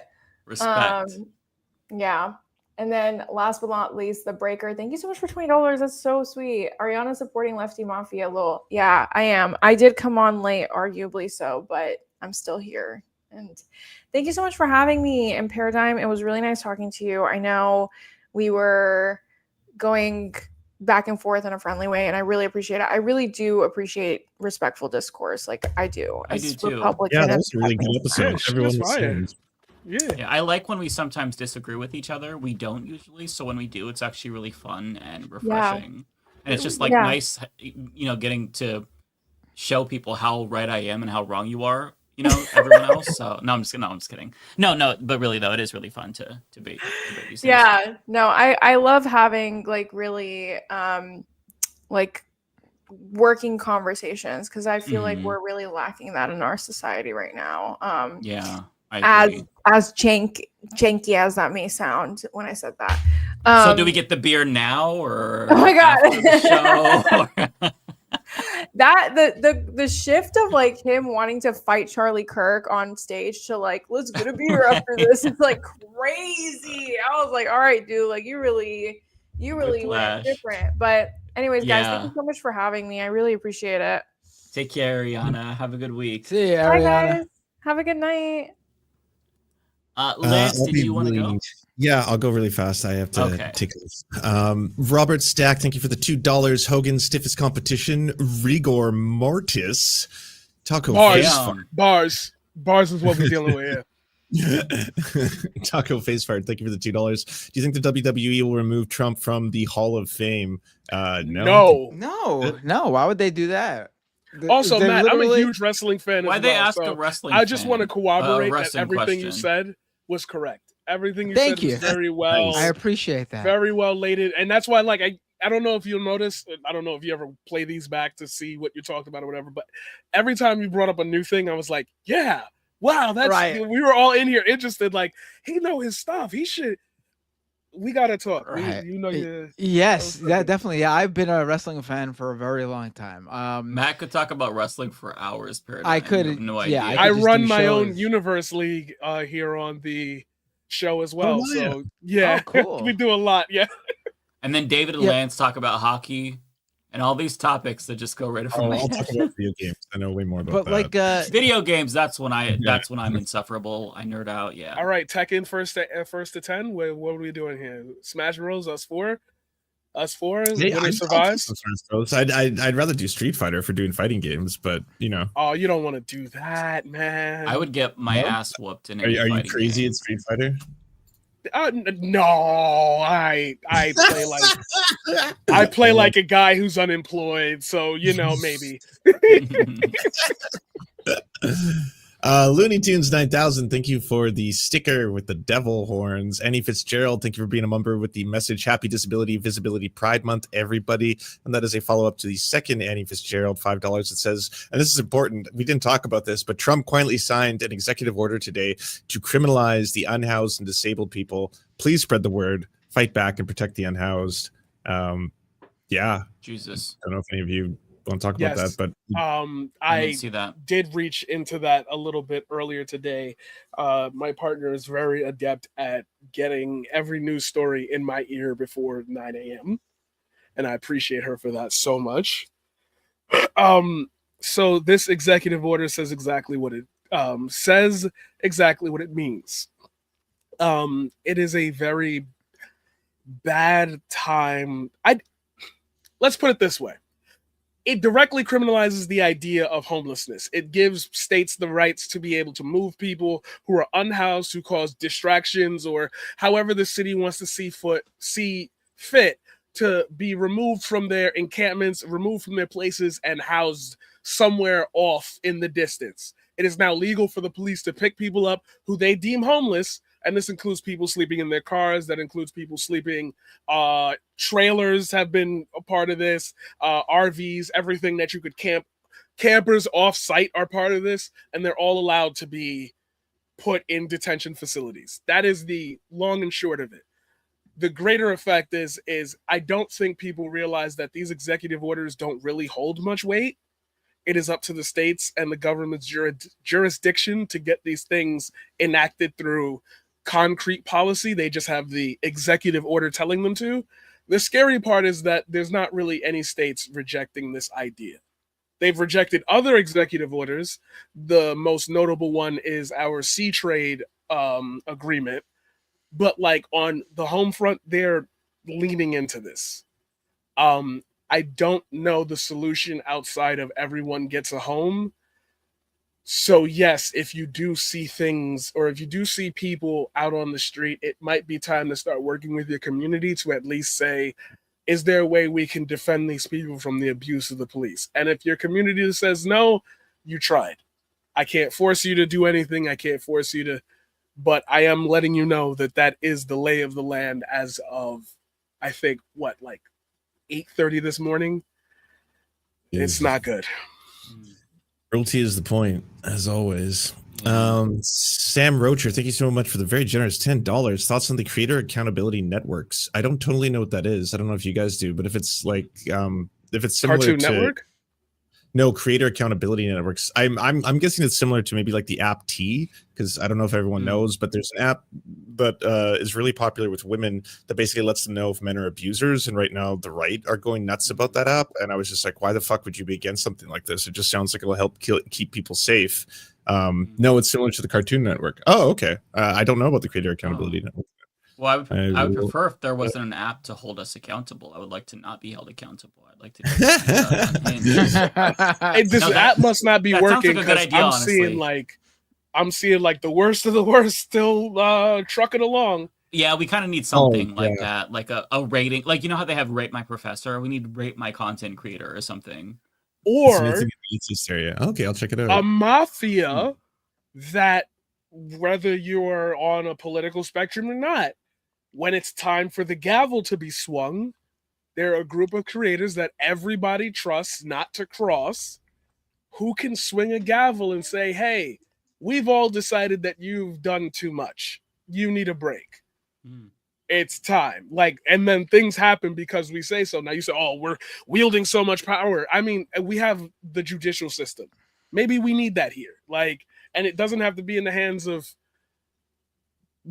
Dan. It could be in the hands of people who have proven for years and decades, this is a standard that I will never break. When it's time, when it's brought to us, it's time. They should just give us all the power. I feel like we would use it. No, just Lance, because he's the only one that's clean shaven, and it's unfair.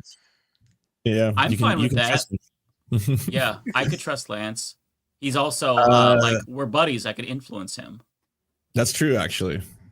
Looney Tunes 9,000. Thank you for the 199. Jank will probably fail at his Jubilee debate. Not if it's Jank versus 20 leftists. Then he'll crush them. Destroy them.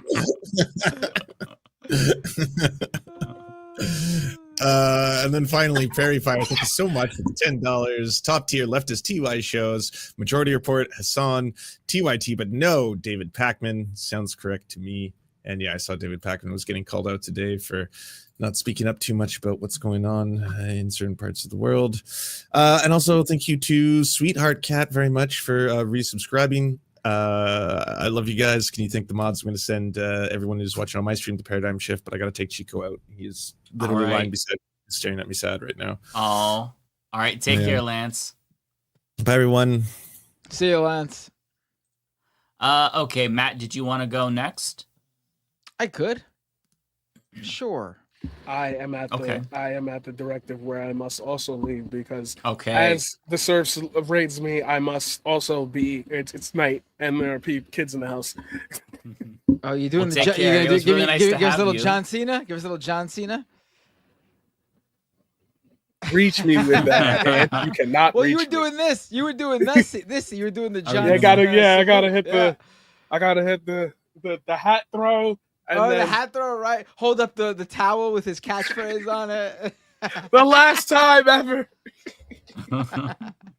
It's always an honor, gentlemen. Yeah, it was a pleasure. Don't be a stranger. It was a pleasure. I am very, I think, upkept on popular topics. And your audience seems to like me. So, whenever you want to hit me up, this is what I do. I'm here. All right, we will.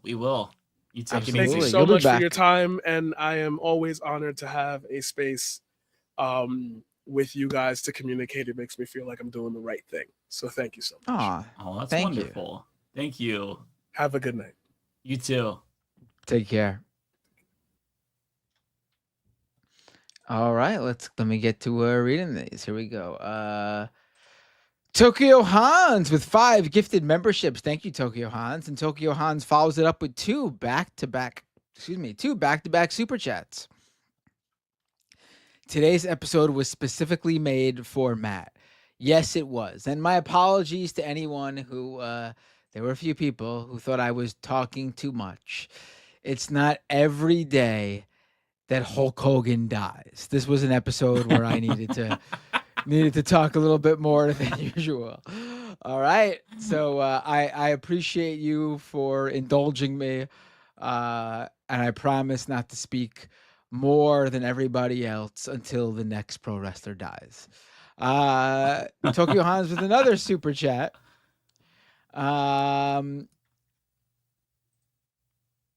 Sean Mush in the chat and I are shocked Epstein doesn't sound like Mickey Mouse. Binder, please update your impression. All right, my Mickey Mouse Epstein.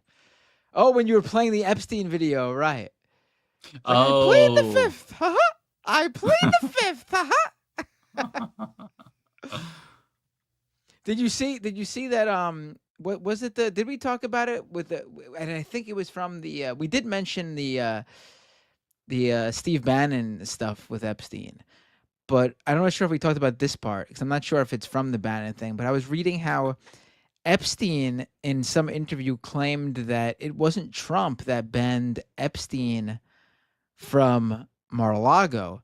It was Epstein who cut ties with Trump once he found out that Trump was like a swindler and a crook. Yeah, that was from the Steve Bannon interview. That was a clip that Epstein's brother saw of Epstein making this allegation. So yeah. Right. So there's something like, oh boy, let me tell you something. It wasn't Donald that banned me from Mar-a-Lago. It was I, Jeffrey Epstein, who thought Trump was a crook.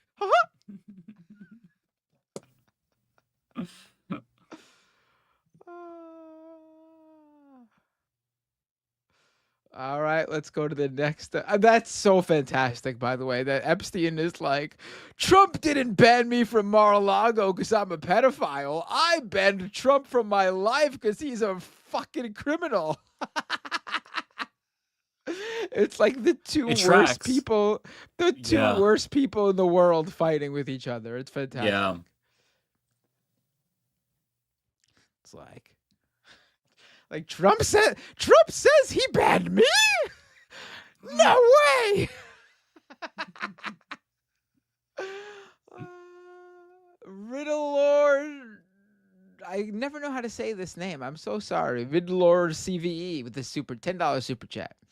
Hope you can play the song tonight. I made it so you won't get strikes for copyright, but you don't have to use it for the intro. Left is best. Riddlor CVE. Oh, you know what? I feel bad. It's not so late, Mike. We sort of went through everyone's super chats early. I saw that Riddlor did send me this. Hold on. I'll just play it really quick if you don't mind. All right, here we go. Hold on 1 second. I got to download it because I don't want that echo thing to happen again. So I'm going to actually drop it in my soundboard. Where is it? Did I put it in the wrong? Oh, I see where I got to put it. Hold on. All right, here we go. This is Riddlor's Leftist Mafia song. Let's see how it is. With the edited version from our suggestions. Our constructive criticism. Eclectic collective of skeptics, the leftist mafia. Eclectic collective of skeptics, the leftist mafia. Eclectic collective of skeptics, the leftist mafia. All type of hustles and all right, this works good. I think. And all type of myths. Look how they talking. You don't have to worry about the copy, and I think you just drop it in. I feel like it will go with the music video already. They got a similar beat. You know what I mean? These awful hypocrites with lies dripping off their lips. But they could give a shit about what you really dealing with. It's all for the bag, all for the cash, all for the drip. They're here to get rich. But I ain't here to trip, just all for my analysis. And watch the stones start to get thrown at glass palaces. Cause when they spit that bullshit, all right, I got cool. a challenge. We got another song to use. We can use multiple. Very nice. Yeah. This is good. I like it. It definitely works a lot better with the Leftist Mafia thing up front. Because now it's an intro song. Yeah. All right, let's go to we'll definitely put that in the rotation and start using it, Riddlor. It's great, really. It's really good. I like good it a lot job, now. Riddlor. Dog on the Roof with a super chat. Kash Patel's next children's book on Trump is going to be wild. John Jeffrey says, Jizz Lane, what's next? Seaman Street? Was this before or after I dropped the all-time classic Splooge Drive? That was off the top of the head, by the way. That was brilliant. Sometimes it just comes to you. Stroke of genius. Unintended. Bradigan with a super chat. There's value to forcing online fascists to defend their fascism face to face, but 20-on-1 isn't the format. Many other than Medi would have crumbled. I don't know. Medi, yeah. There's better ways to go about it for sure.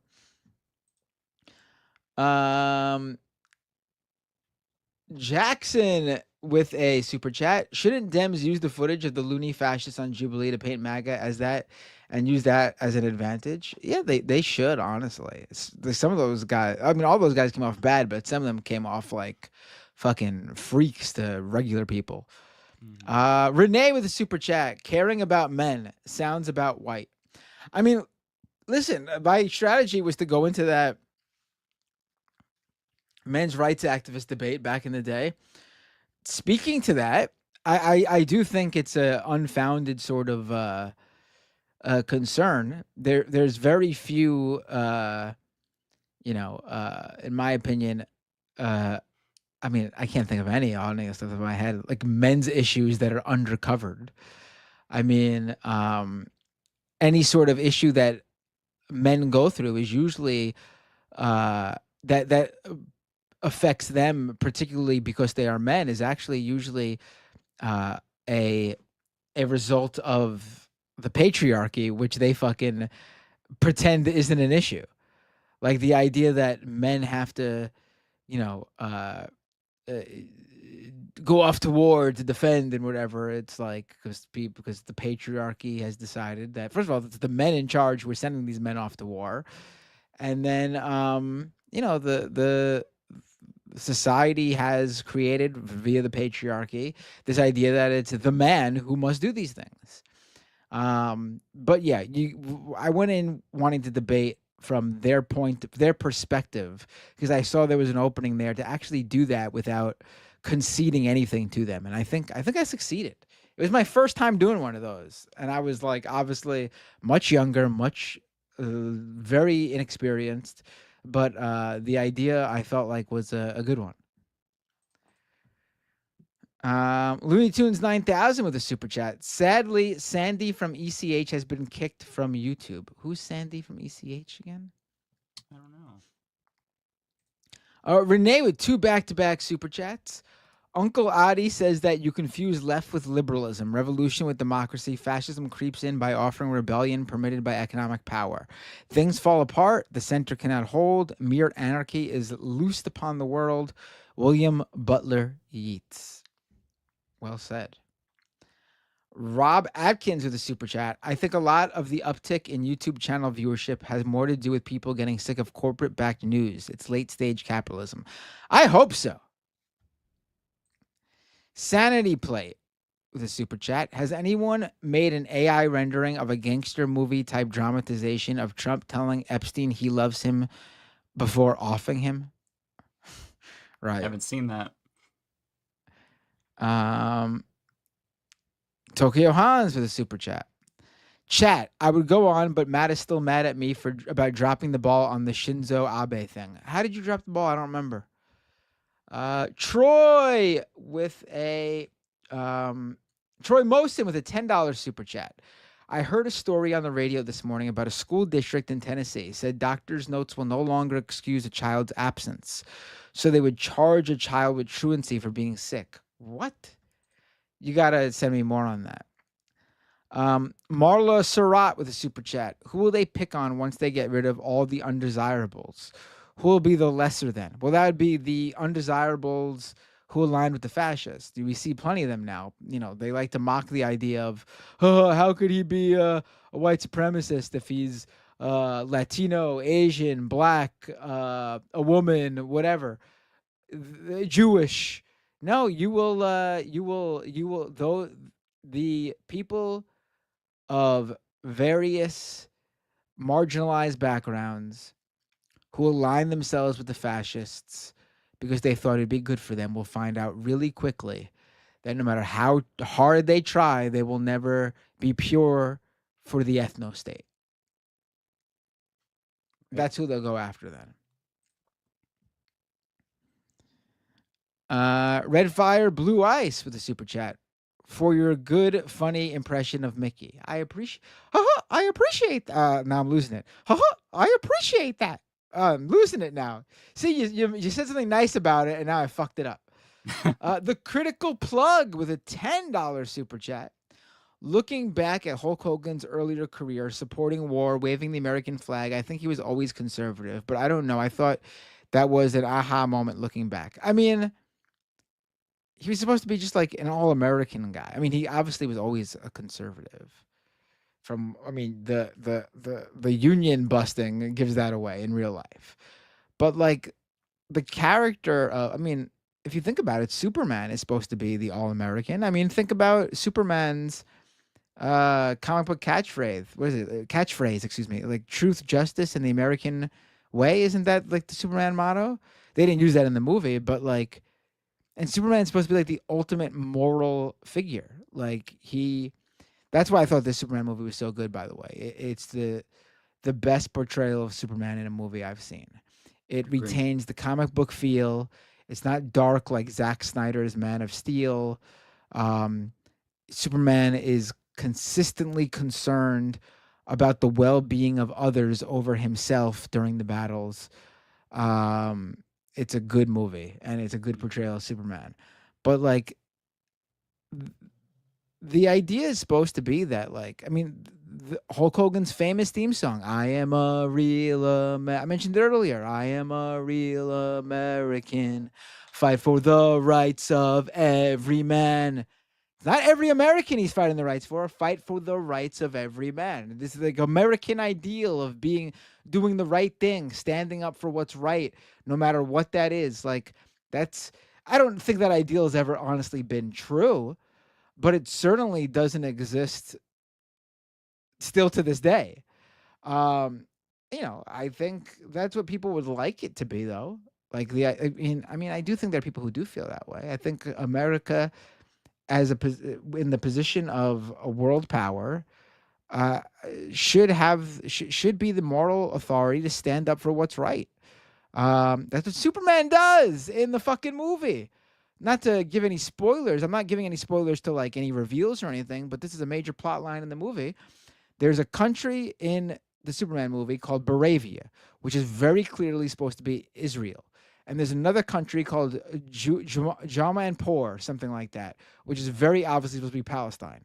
And in the movie, they allude to the fact that, what is it, Baravia? And I want to make sure I get it right. Baravia. I think it's Jaranpur, right? I think you got it right. Hold on. Baravia, Superman. Jarhanpur. So Baravia, in the Superman movie, Baravia is supposed to be very clearly supposed to be Israel. Jarhanpur is very clearly supposed to be Palestine. They allude to the fact that Jarhanpur has potentially had some ties with nefarious groups like terrorists. But even Superman calls that out in a conversation with Lois Lane as that's just like the government's line, and that they've never shown any proof of that. But whatever. I mean, clearly, but that's not my main point here. But Baravia in the Superman movie is U.S.'s ally. And Baravia invades Jarhanpur.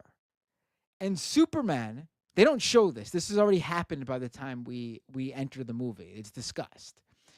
Superman has gotten himself into trouble because he interceded with Baravia's invasion of Jarhanpur to stop Baravia from invading Jarhanpur. And he gets very emotional talking to Lois Lane. Now, Lois Lane knows he's Superman. This isn't an origin story. They take you right into the movie from the very beginning with some things already laid out. Lois Lane already knows Clark Kent is Superman. They already have relations. They're seeing each other. So this is not a spoiler. But he gets very emotional when she's questioning him for getting involved. And he goes, he screams at her, people were going to die. Like, he is very clearly supposed to be like this moral figure of what like a human being, an American human being, as in a person, a caring individual with power. That's the American part of him in this. That's how I take it. Because they don't do the whole flag waving in this movie. But like he mentions this. He had to do something. And, I think that's what like the original Superman sort of meant when they were like truth, justice, American way. Because he's supposed to be this moral authority. But we're not that. I wish we were.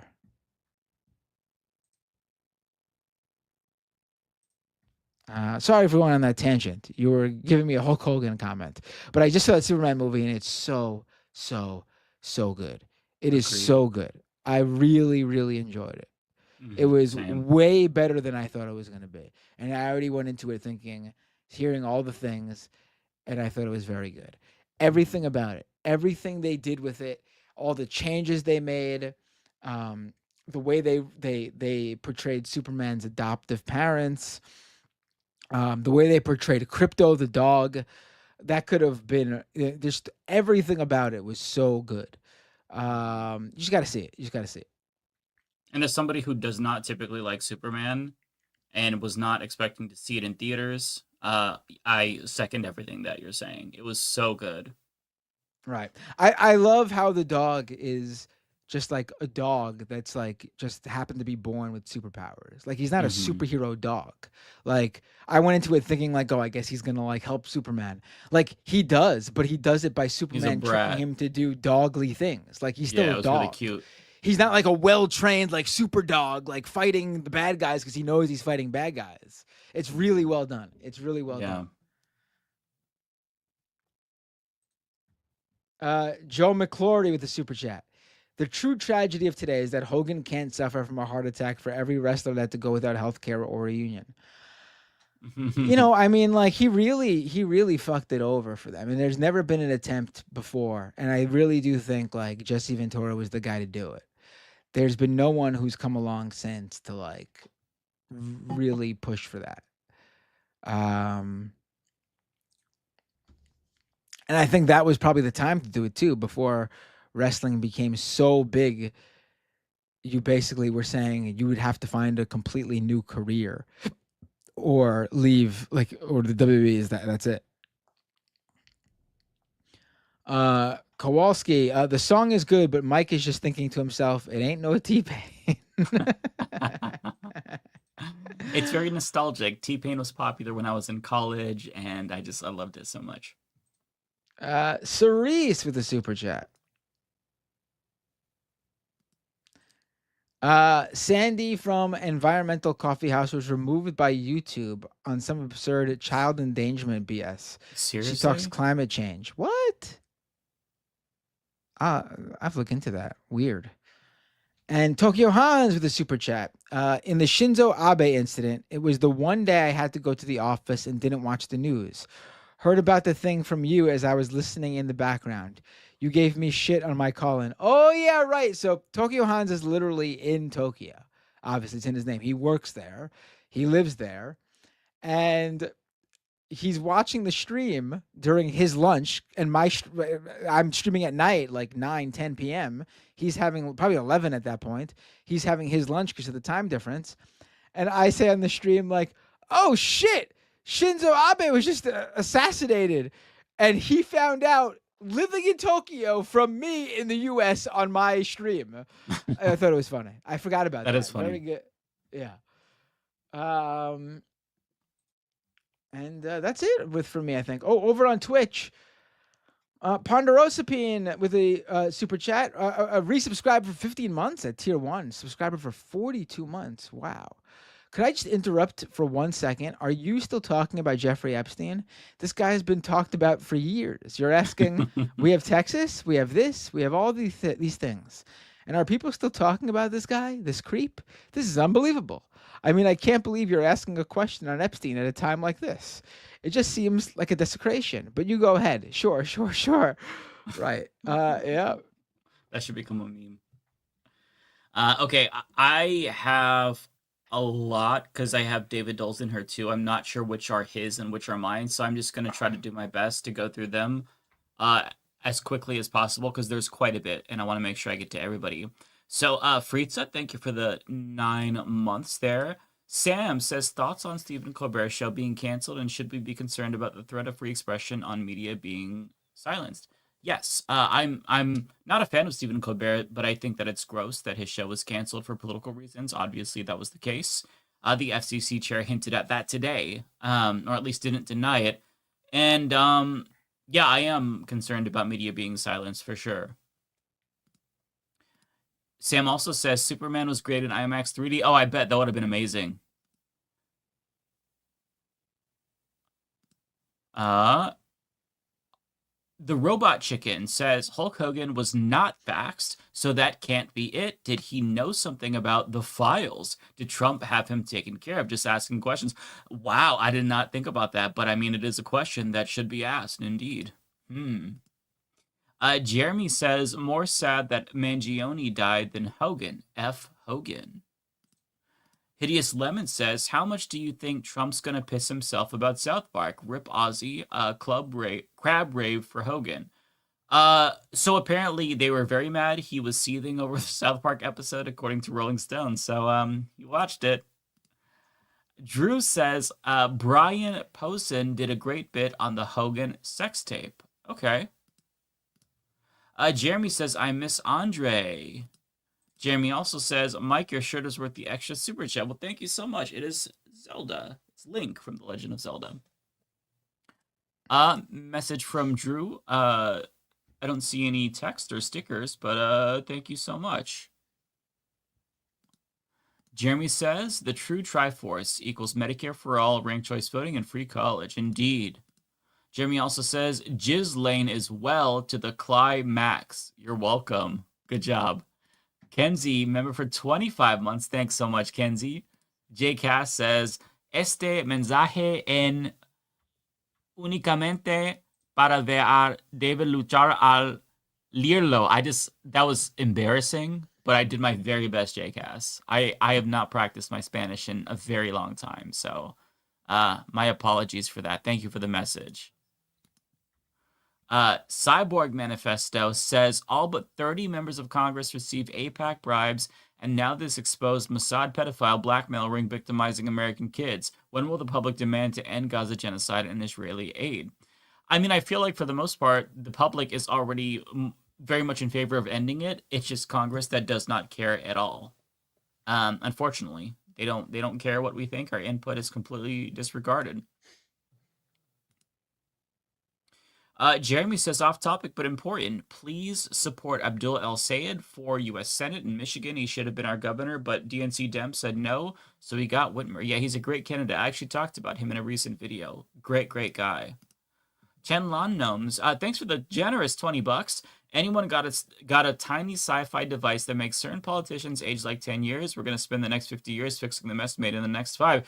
That would be handy, for sure. Tiger says, Mike really pulled the I have old friends card. I do. I totally have old people friends. No, I'm just kidding. I don't. I have no friends. So. Jeremy says, guys, Ariana is getting frustrated because you're not letting her talk. Yes, I tried to make a little space for her to jump in. Sometimes we do talk over each other, and we all got to work on that, myself included, of course. Autistic Goblin says, I watched a video essay about how toxic Jubilee is, and that entire genre, a video by Kevin S. from a month ago. Medi's vid is not uniquely awful. All are. I'll have to check that out.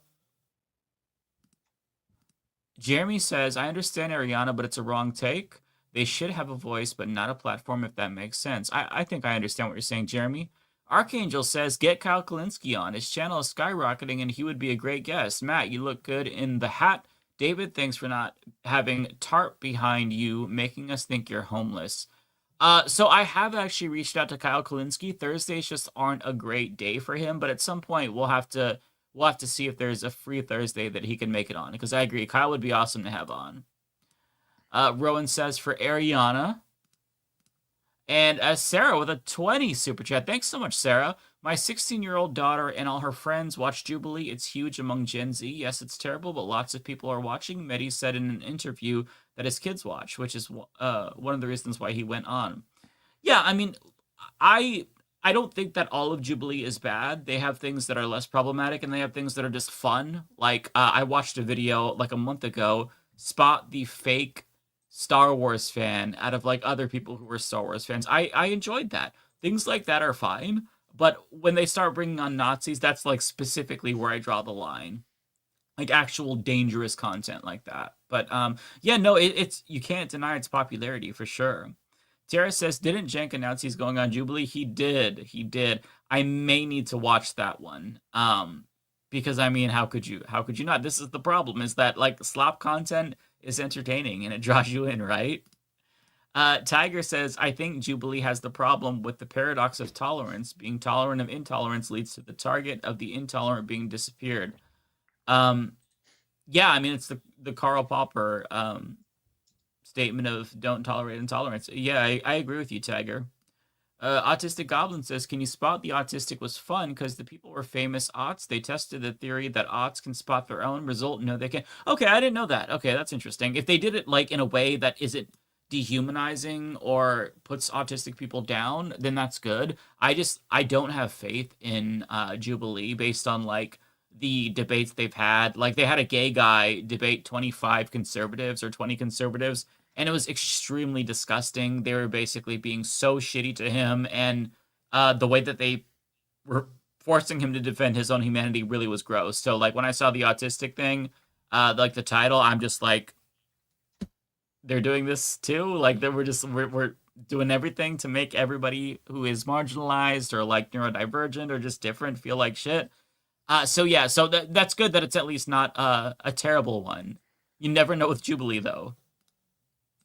Tara says the one fascist guy was fired and then he went on to make over 20K in donations. Is that a real victory? People support him and what he said. Yeah, Tara, I mean, that's a good point, right? Because even though he was fired and there were technically consequences, he made a year's salary. It's kind of crazy. No, I mean 25,000. That's all he made. He made right? over 30 now.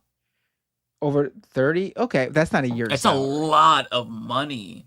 Listen, that's a lot of money. I definitely think it sucks that he's making money, obviously, off of this. But he's again like, listen, that woman who called the child the N-word and they raised over $1 million for her. That's crazy because $1 million is like enough to be set for a very, very long time. You're just good. You're good. Yeah. 30,000 is not enough to have ruined your career for.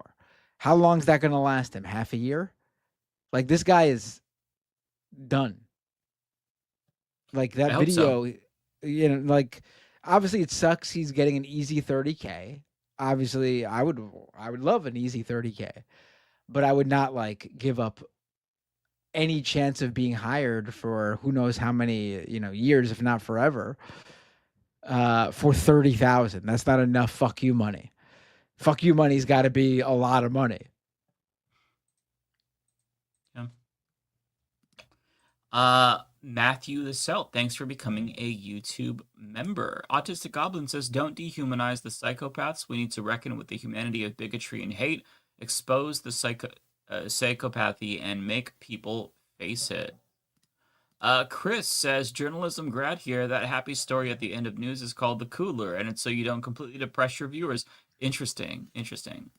Cyborg Manifesto says, responding to Paradigm's question, I feel the Rubicon for most Americans is when their particular identity group gets sent to the camps. That's fair. DJ Prodigy says, been fucking with you and Kyle for over a decade, Mike. I appreciate y'all. Don't watch live, but I listen to y'all on my long runs for my marathon training. That's so nice. Thank you so much, DJ Prodigy. I really appreciate you saying that. That's all over a decade. That's crazy. That's really cool. Thank you so much. Tiger says, why not start with a version of Jubilee via webcams? I mean, yeah, possibly. That, you could boot them if they say something too sussy. I don't know.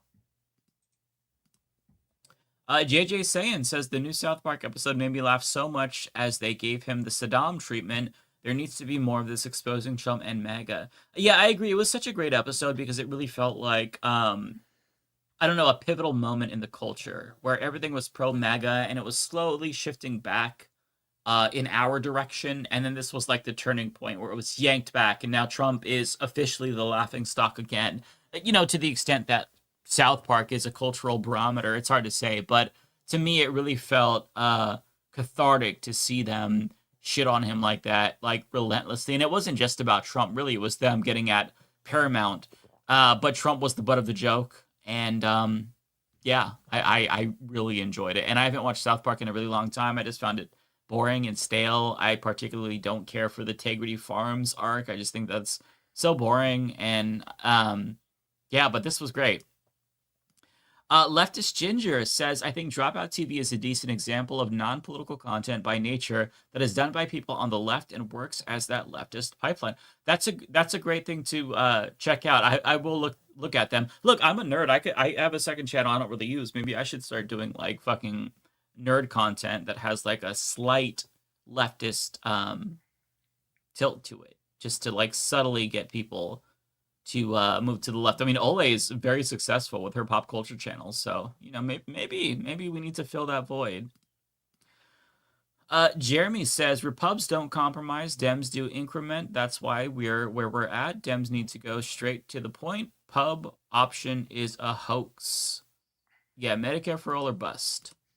Rolando Capilleja says, great to see such solidarity among late night hosts. Execs claim financial losses, yet they just rewarded $16 million to avoid fighting a meritless lawsuit. Yeah, that was nice to see. The solidarity, that is. Jeremy says, can we auto-tune Trump, please? That motherfucker's voice. It might make it more insufferable, honestly. Tiger says, Mike, I was supposed to send you a link to my group that was battling misinformation. Sorry, I didn't send it yet. I can send it in the comments here. Hey, no problem. You can also email me, mike@humanisreport.com. I do not check my email every day, so it might be a while before I get back to you, but feel free to shoot it over. Chris says that happy story is also called a kicker. LOL, useless factoids of the day. Good night, folks. Thanks for the info, Chris. That's interesting. Jeremy says, will we have POTUS elections in 2028? We'll definitely have elections. The question is whether or not they will be fair. Jeremy says, Mike, you need to move to East Coast. I'm tired. I can't ever see myself leaving the Pacific Northwest. I genuinely love it here so much. It's beautiful. I love some of the people, and it's where I was born and raised, and I love it. It's just I would like to see the world more at some point, travel more, but I don't think I'm ever gonna move anywhere else. I love the Pacific Mike Northwest loves just too those. much. Mike loves those white ethno-state origins of the great state of Oregon. I mean, look, it does suck that PNW has some very, very rural areas that are extremely racist. But if you get into the city, like the Tri-Cities area, I mean, it's great. It genuinely is great. And the people, for the most part, are very personable and nice. It just, you deviate from the Tri-Cities. Mike's and over it's there a little going. sussy. Mike over there is doing the Oregonian version of heritage, not hate.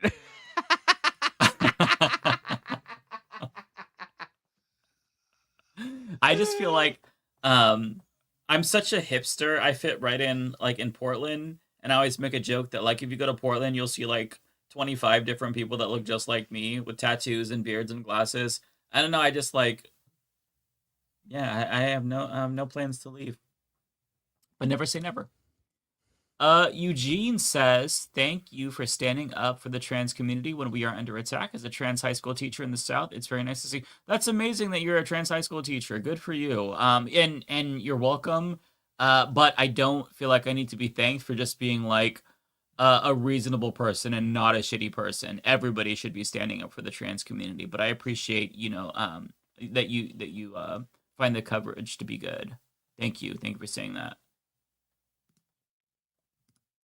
ABS says, hey Mike, the amazing world of Gumball is getting a revival along with a new season of Smiling Friends. Also wanted to know if you were cool with being contacted via DMs on Twitter and Blue Sky. Absolutely, ABS, feel free. Jace says, not gonna lie, I think Jubilee, the channel, should be deleted. They crossed the line and they have a record of misleading their guests. The channel is unethical. I think they at least need to take some accountability and maybe delete the episode with Mehdi Hassan. They're not going to do that because it got a lot of views and it's going to make them a lot of money probably, but they really need to, like the scrutiny that they're receiving for that is warranted, because I genuinely do agree with you that they crossed the line for sure. This one was way too much. Agreed. Like, yeah. It's one thing to like have a bunch of like, your run of the mill conservatives on, and like, there's one or two far right conservatives that get through.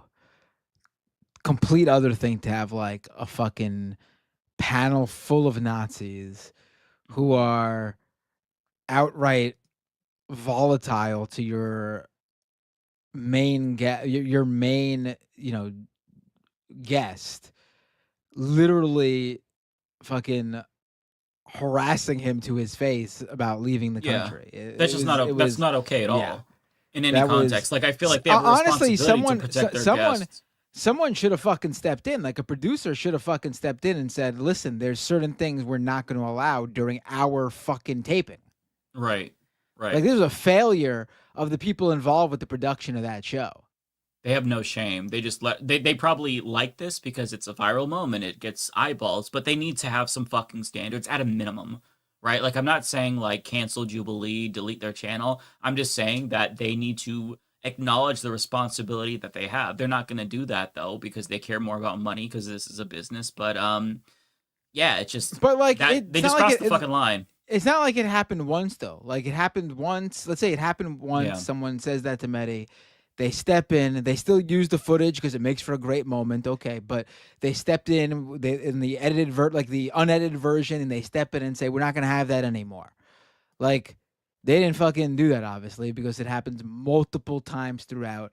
And at certain points, I swear, there's a few guys on that look like they want to physically assault him. Like they look like they are shaking and like they're fidgeting with themselves to stop themselves from fucking getting violent. It is honestly very disturbing to watch some of those guys. Yeah. No, yeah. That's gross. Ox says Hulkster is dead. High five through Windows. Your Windows. High five. Pendula says, drop that beat, boys. Yeah, that was a good beat by Riddlecore. Or Riddle Lore. Jeremy says, real talk 2026, support your progressive candidates, accept nothing less. Do not relent to partisan hackery. The Dems are complicit with where we're at. If we don't, 2028 is a pipe dream. Pendulous says, Sandy from Environmental Coffee House.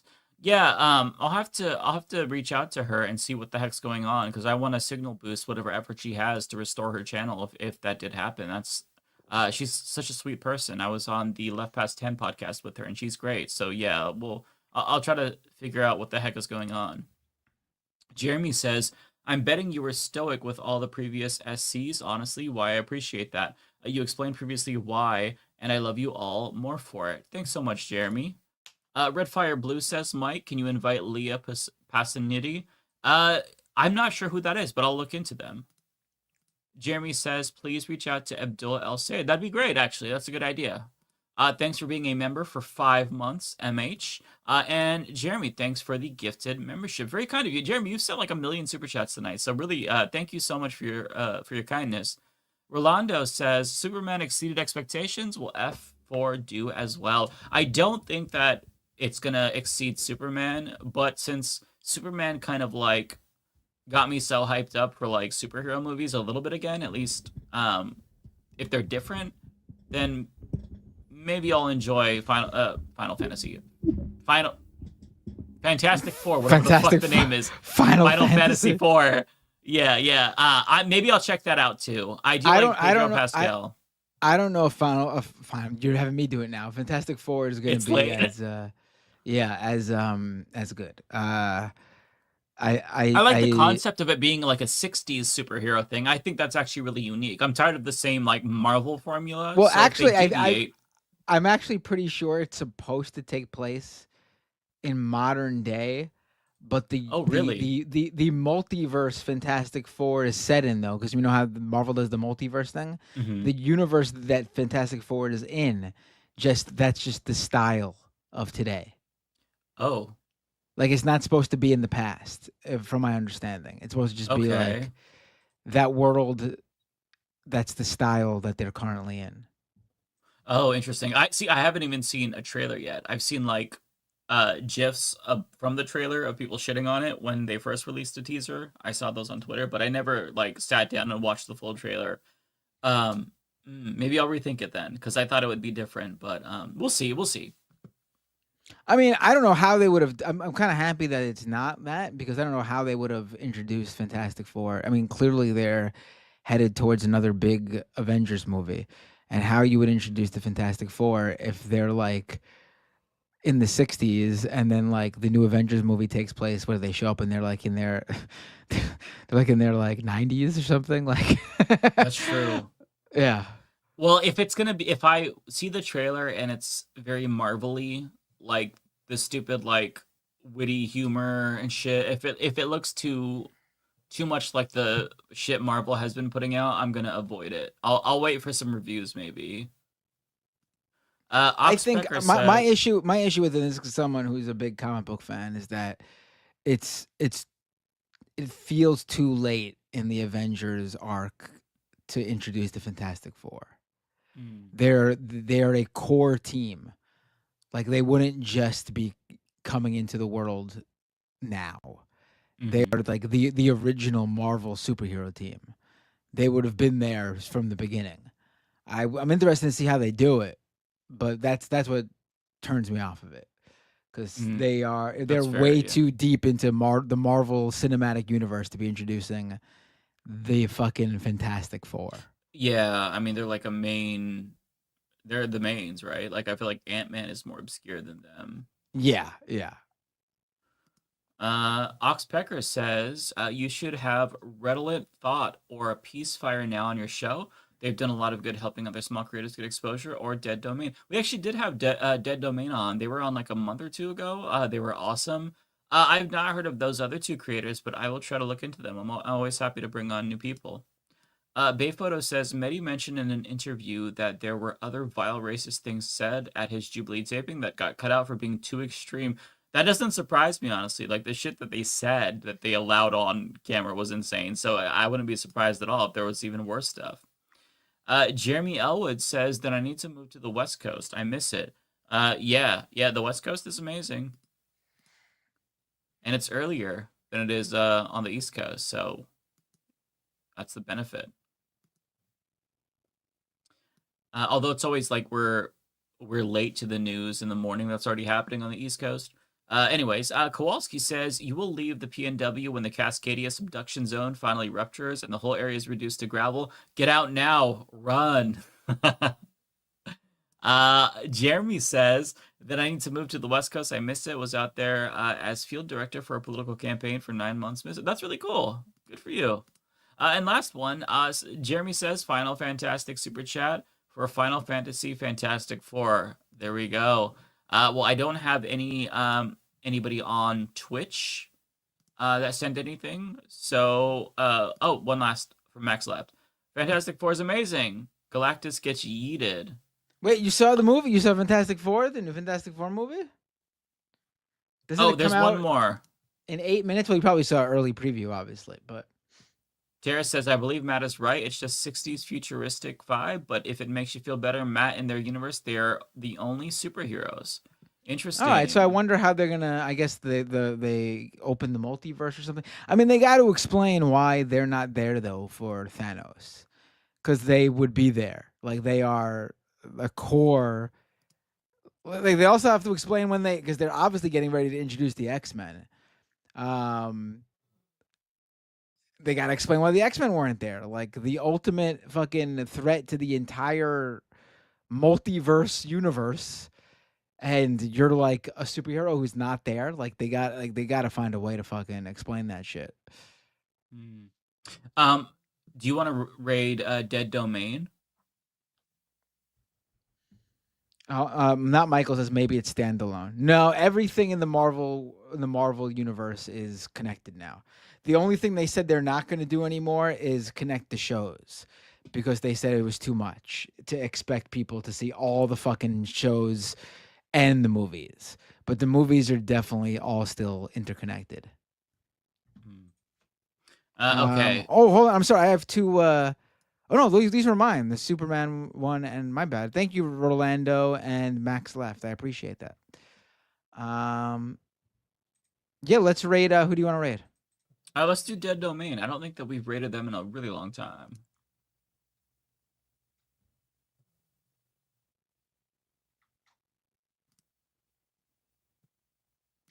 Yeah, let's do that. Hold on. I'm looking for.